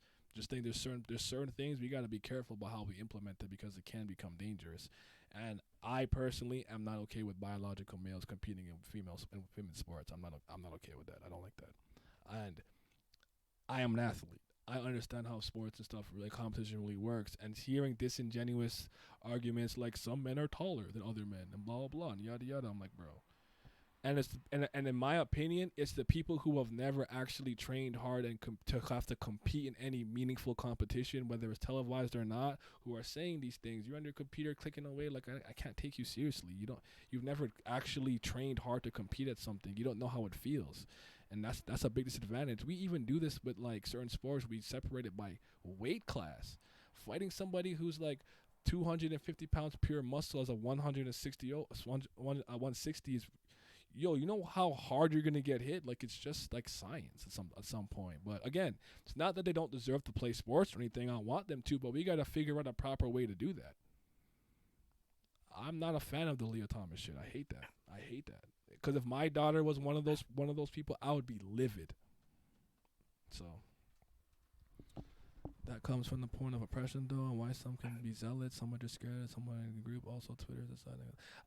And another thing too, I'm not saying you're doing this, Rand. Don't tell me like how I'm supposed to think about something. This is a new phenomenon, and again, only online, where someone will be like, "Oh, you don't realize you have like internalized whatever." I'm like, bro, I don't believe this. Don't tell me what I'm supposed to think. You're not fucking black. Don't tell me about the black experience. I can't stand that shit. When somebody who's not black tells me how I'm supposed to feel about something because you fucking learned that in your your whatever fucking class should be learned it. Don't tell me that shit. You're not black. You don't know what it feels like. And I'm not one of those people who runs and cries white supremacy and racism for everything. My mind does not work that way. As much discrimination as I've faced. Everything is not racist and white. No, it's not. It's not. And if you keep forcing a lot of my people to think that way, they'll always play victim, and this is what I can't fucking stand. I get it, because myself, I was told this at a very young age. You're going to have to work twice as hard as this and that and blah, blah, and you still might get the opportunity. You got to be better than the average bear. Do you know what that does to a child? How to go through your entire life thinking you're just at this incredible disadvantage solely because of the way you're born. It's not good for your psyche. I was able to naturally break out of that in my teenager years. And actually that's when I kind of dissociated myself from the black community and said I can't deal with these people. But yeah, I don't like that sometimes, because I think some of these people, they get their talking points from their classrooms and whatever spaces they're in, and then start trying to tell you how you're supposed to think and feel about something. I watched a video where some guy, I don't know what the town is called. I think this YouTuber's name is Hassan. I think he's like a Vaush type. Yeah, Hassan's a moron. Yeah. Okay, so at least we agree on that. And hell, everybody agrees on that. Okay. I mean, I've seen very little, but he's never said anything intelligent to me. And then, yeah, he's one of those people who claims to be far more intelligent than he is, and as you said, he does the thing that you hate, where he does his advocacy, quote unquote, for different groups. But if anybody of that said groups explains in an actual reasonable an intelligent manner why what he's doing is actually hurting the cause, he will then just shit on them. Yeah, and that's been done with black people, trans people, gay. He's done it all. That's literally where I You was guys going. a moron. Because there was some, I don't know the creator, but he went to like apparently what's supposed to be the most racist town in America. Yeah. And he's like went there and like he seemed like have a good time, and he's like Asana was telling him like, oh, you don't even understand, blah blah. I'm like, what? How you can't tell, like he's black. He's black in America. You can't tell him what his experience was like. But like that's something that I see a lot online. Like that's why the meme of like the Kingdom Hearts meme of like Woody and Sora, where it's like it's like 14-year-old white girl on the internet and is like minority and is like, I got this, you stay back. And it's like, no, you don't know. You're 15. First of all, you're 15. Like relax. Nothing but young people, and I was guilty of this too. Like you don't understand the world that the way you think you do yet, because I know I'm still technically considered to be young because I'm approaching 30, but I'm not 30 yet. But it's like until you've gone through some real struggles and hard trial and tribulations and truly doubted yourselves, had your belief system challenged, had your world flipped upside down, and had to bounce back from that, you haven't necessarily really gone through like the thick of it.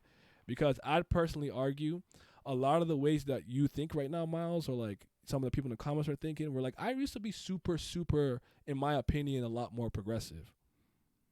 Then I had my belief system challenged, and I was like, maybe I don't believe a lot of the stuff. I'm just so used to being around it and hearing it, and I didn't want to oppose it. I just wanted to go along and be left alone. So I kind of just reiterated it.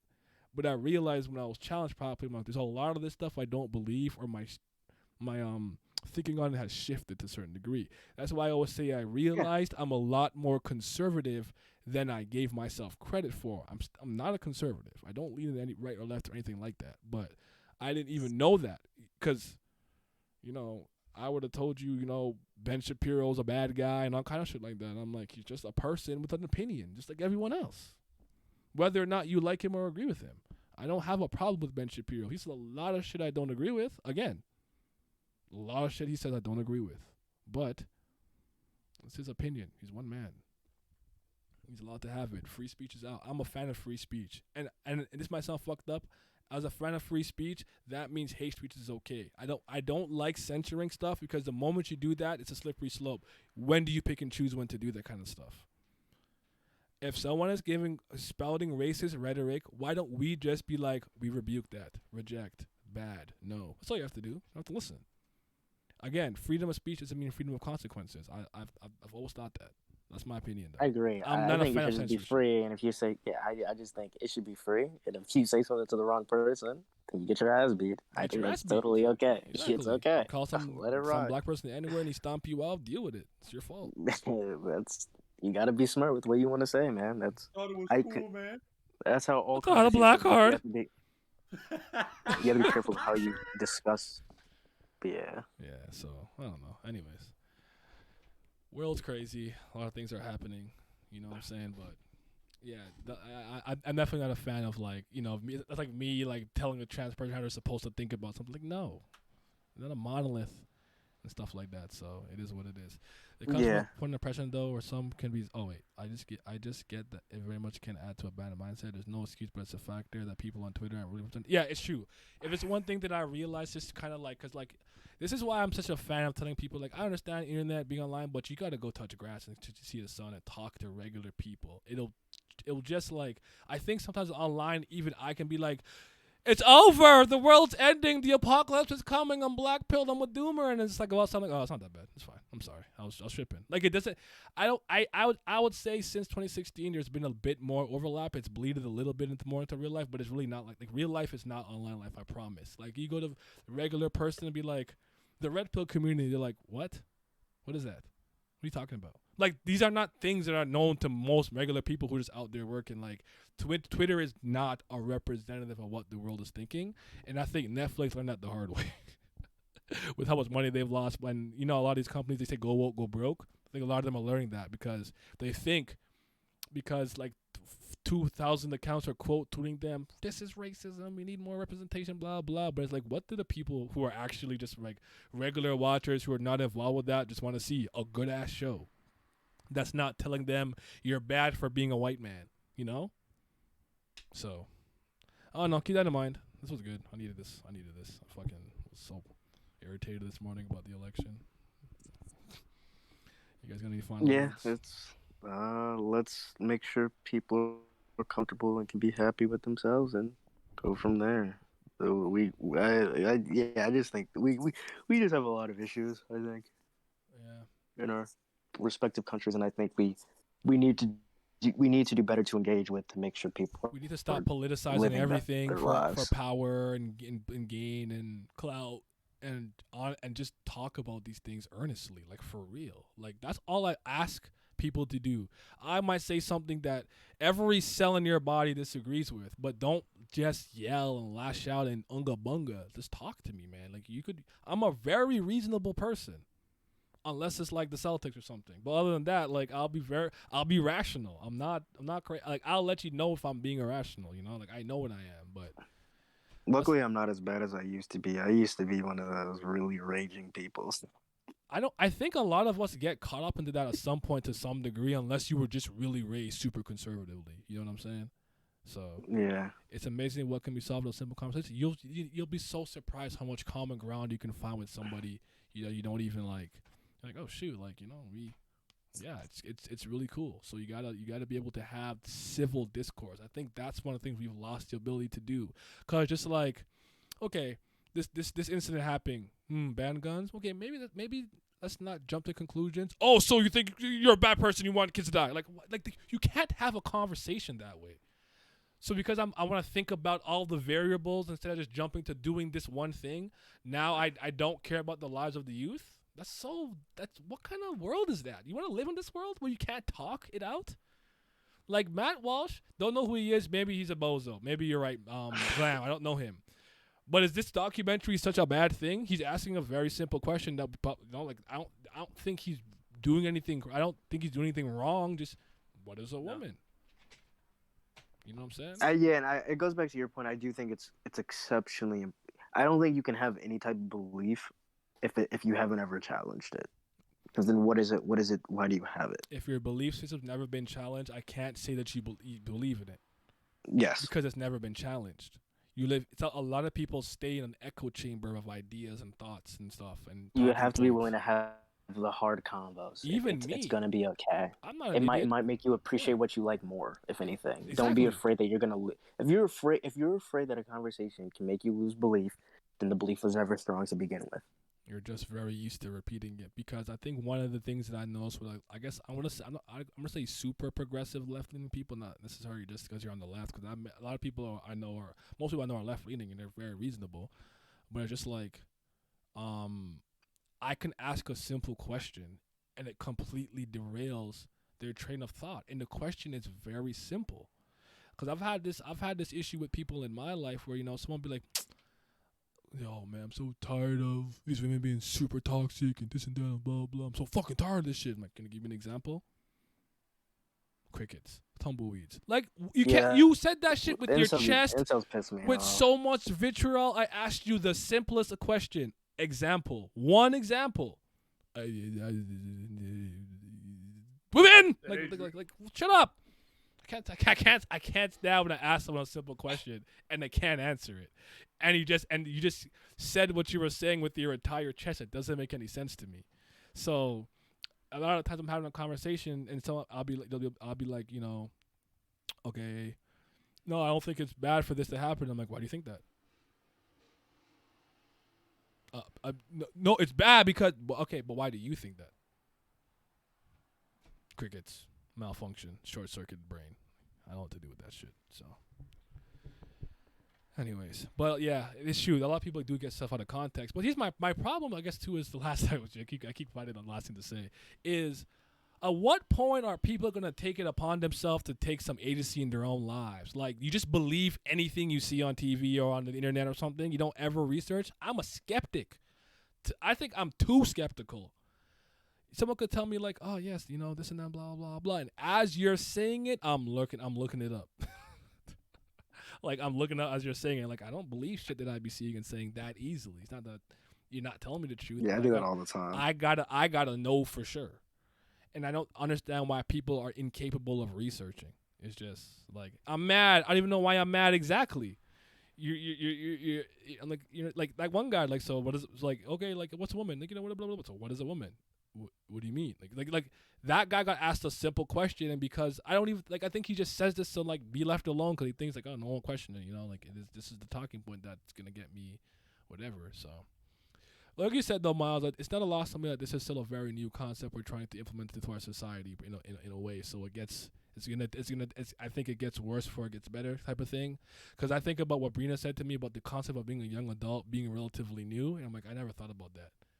Because of like, back in the day, 13, your dad was a blacksmith, you're probably helping him with his work already, like that, like, not to say this was okay, but back in the day when, you had what they call first blood, at that point, you're a woman, no matter what age you were really at, like, like times have changed. So like us kind of staying with our parents, like people that went to war were like 18, they're kids, what I'm saying, teenagers, what I'm saying, like the idea of, that's a new insane concept of kind of being like so I that point resonated with me.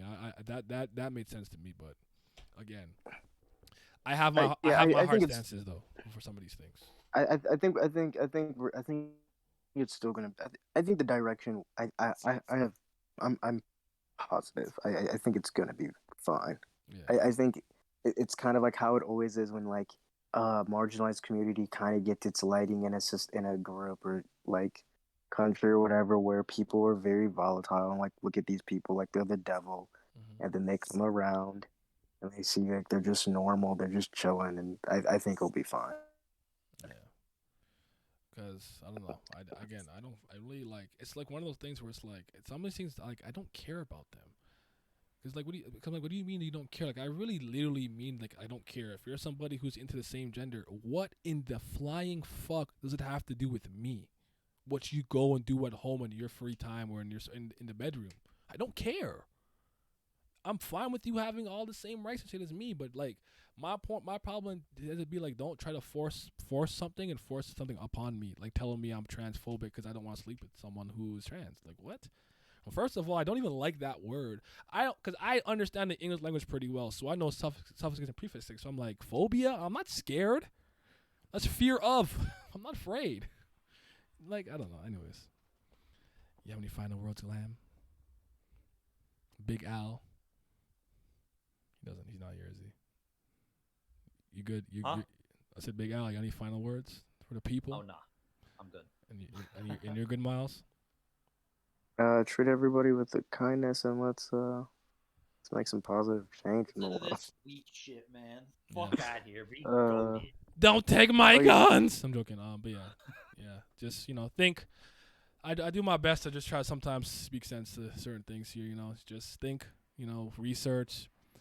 I'm working on a video to teach people how to tell if something's intellectually honest or in bad faith arguments. So to still stay tuned to that. That's a big thing I'm kind of trying to work on, because I don't think I think people just read something like, oh, look at this study, and it's like, did you even consider the sample size? And like, you just took the study out of context and said, boom, supports my argument. Like that's what you did, and you thought you had something. It doesn't work that way, So I'll also say this: it's okay to not know something. Yeah, and I think it's okay to question something.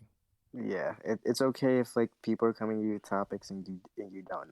It's okay. That's a problem a lot of people have too. Like it's when you don't know, say you don't know.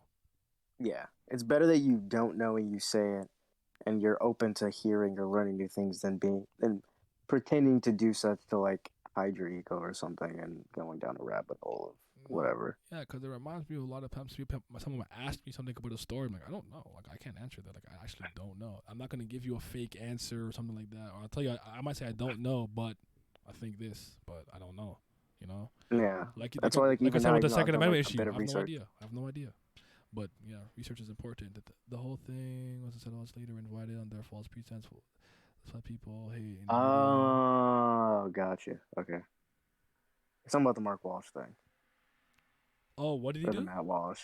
I assume what he's saying is that I can see what he's saying. Like, he probably got these interviews with these specific people, under like a false they pretense weren't. of a They specific. didn't think he was coming in to speak about it in that sense. At that Yeah, rate. it was something else, and then he probably blindsided them with the question, and that's why they. Okay, that actually makes sense. I could see that. I mean, we gotta be able to prove that. I guess. I don't know though. Yeah. I don't know. Being nice goes a long way. That's what's scary about people like Matt Walsh and Ben Shapiro who grow their communities when there's something to hate. Oh no, I definitely like again. I just think I say politics are just ridiculous on every end of the spectrum because no one's pretty like personally speaking, one of the most moderate podcasts that deal with this kind of stuff I can find is Timcast. Because they bring in all kinds of people, liberals, blah, blah, conservative, this, that, centrists, yada, yada. I think Tim, he identifies as a disaffected liberal. So I kind of see a bunch of talking points, and they kind of sometimes they disagree, but it's like civil discourse. But anywhere else I go, it becomes so volatile at some point. Or it's like somebody invited a guest under false pretenses, and it's like, you did this on January 6th. I'm like, what is that? I'll just hit you on camera.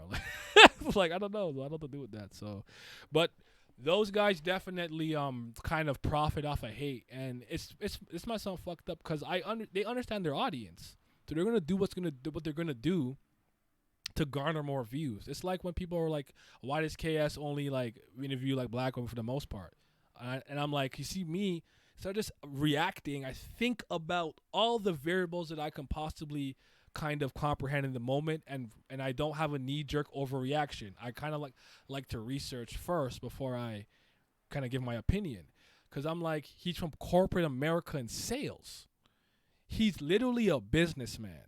He's been interviewing and doing this shit for men for years, and while he has some moderate success, it's when he switched to women that he got the views, the clout, and the money. So as a businessman, what is he going to do? What's going to make him what? Money. We live in a capitalist society, so I'm not mad at him for that. Do I think he probably should have blended it? Sure, but at the end of the day, I understand that. So instead of me getting mad, I'm like, well, he's a businessman, so it makes sense to me. But yeah, you're right. So those guys definitely, they wait until some tragedy, something happens, and they try to weaponize it to be like the left. At the same time, I don't know. Ben Shapiro speaks really fast, but I can't do it sometimes. It's really fast, but yeah. The political spectrum is vast, limited to just 3 fields. So dishonest. Oh yeah, I feel that. I tell people, I have no I'm not socialist, I'm not a libertarian, I'm not a liberal, I'm not left, I'm not right, I'm not center, I'm not a conservative, I'm not a Republican, I'm not a Democrat, I'm not I'm none of those things. I just care about what makes sense. That's all. I got no political affiliation because I don't even think that makes sense in our current time anymore. I think we talked about that already. I think we're at the point in time where that doesn't make sense. I think we probably need a little bit of everything, I think it's fine to have it. I would just say don't be too strong. Or don't be so hyper tribalized about it that you won't disagree against it. Because would you agree with one of the weirdest things that's happened today is the bravest thing you can do is not go to war, it's to speak against your own tribe, so to speak. So for me as a black person to be I condemn BLM and Patrice Cullors, she was wrong. Speaking out against your own tribe. So if you're someone who's trans and you're not liking something that's happening with Dave Chappelle or something, you speak out against your own community. That's, in my opinion, in a weird way, I guess at least in online talking spaces, has become the bravest thing you can do because you'll just get demonized immediately and ostracized from your group. Yeah, because when we're already in a thing where you're already being marginalized and already have those issues, being then marginalized from your own marginalized community can be very frightening. So it can cause people to not want to. But no one should be above critique. You know what I'm saying? Yeah, I agree. What's his name? The Empire actor who faked the hate crime. Oh, Jussie Smollett. I do. Fuck that nigga. Oh, most black people hate that nigga too. You don't. At least. Oh, okay. At least. Okay, Most black people. Okay. It's the funny thing is I think when it first happened, most black people didn't say anything, and I think other white people actually got mad. It's why wouldn't you say anything? Because most black people were this story makes no sense. This nigga's lying. Mm-hmm. So most black people actually don't like Jussie. The only ones that were of course his cast members were he would never do this, and of course I can understand the sentiment of always sticking up for friends and stuff, but I mean what the guy did was ridiculous. I know. Okay, so the guy's a moron. So maybe that's a bad example. I don't know if people felt about him, but you kind of get my point though. I get your point. To Yes, speak I get against something like your that, point. they'd be like, "You're Uncle Tom, Uncle Ruckus." I'm like, bro, like, I can't. Don't you dare speak out against Umar. Yeah, I can't. I hate. I can't stand him. I never liked him. I hate Umar. Just to speak on the tribalism thing. He's a horrible advocate for black people. And just to speak on the tribalism thing. Yeah. Because Nia, do you remember when I was telling you about West Wing, that show I watched where it's there's an episode in that where the deputy chief of staff is talking to this congressman, he's a Republican congressman, about a gay rights bill. And the congressman is in opposition to the gay rights bill because he doesn't think that the country's ready for it. And the interesting conflict within that is that this congressman is gay. Oh. So when so the first thing is a gay Republican congressman getting elected, for one thing, is like, holy shit. And then the second thing is being in opposition to a gay rights bill because he doesn't think the country gets it yet is like that's the kind of thought experiment that you really need to have when it comes to speaking out against what's your own thing. Because you cannot like the bigotry. Like, for instance, there's a point of it where the deputy chief says, like, how can you be a part of this party that hates you? And he's like but then he goes on to say, I believe in other issues like smaller government and things like that are mainly Republican platforms. Yeah. It's shit like that people need to, like, I'd say, consume and then learn about, and then you can be like, hey, I don't have to subscribe to everything my platform tells me. Yeah. There's this guy, I'm just gonna find his name, because there's one black guy I know. He literally talks with KKK members to figure out why they hate him. I know you're talking. Yeah, I know what you're talking about. I gotta find his name. He's a Chungus, but I gotta find his name. Is it Dave? Is it Dave something? I can find it because I know it's on Timcast. Timcast is probably I actually watched at this point. I know he was on Joe Rogan too. I know who you're talking about. Okay, but I'll find it. Let's talk about this. Oh shit, I'll find it. But yeah, like Daryl Davis. Yes, that's it. I thought that was very interesting. Like, it's a very. Like, I could never. Like, yeah, like never. that would be difficult for even me. But like, it's terrifying. I couldn't make that, like, I could do that maybe once or twice. I couldn't make that like my shtick. Does that make sense? Like, yeah, because the amount of, like, the danger that he puts himself in, and the openness it has, it's very rare. Like, I don't think I could do it. Yeah, so it's a very interesting thing for him to do, and again, courageous in its own right. But I think doing stuff like that's very brave and courageous, and trying to bridge gaps and find common ground. Because apparently he's been able to. I think he called it derobe or disrobe a bunch of them who like. Yep. Very good shit. Yeah, like, he's gotten a lot of them out of it. Yeah, because they're like, you know what, I was kind of indoctrinated into thinking this and blah blah. And you're right. I'm just like, because like to me, I think if you're a racist, I'll be very honest. I think you're low IQ. That's all. I think you're dumb. I think it's a low IQ. It's a hate somebody solely based on their ethnicity and nationality, skin. I think you're an idiot. Honestly, you have to judge people by the character, merit, personality, and things that they value, what they do, and what they bring. That I'll always stand by that. So yeah. But that's interesting though. I might have to maybe go watch some of the stuff that he does. But anyways, I'm actually leaving this time. Goodbye. Goodbye.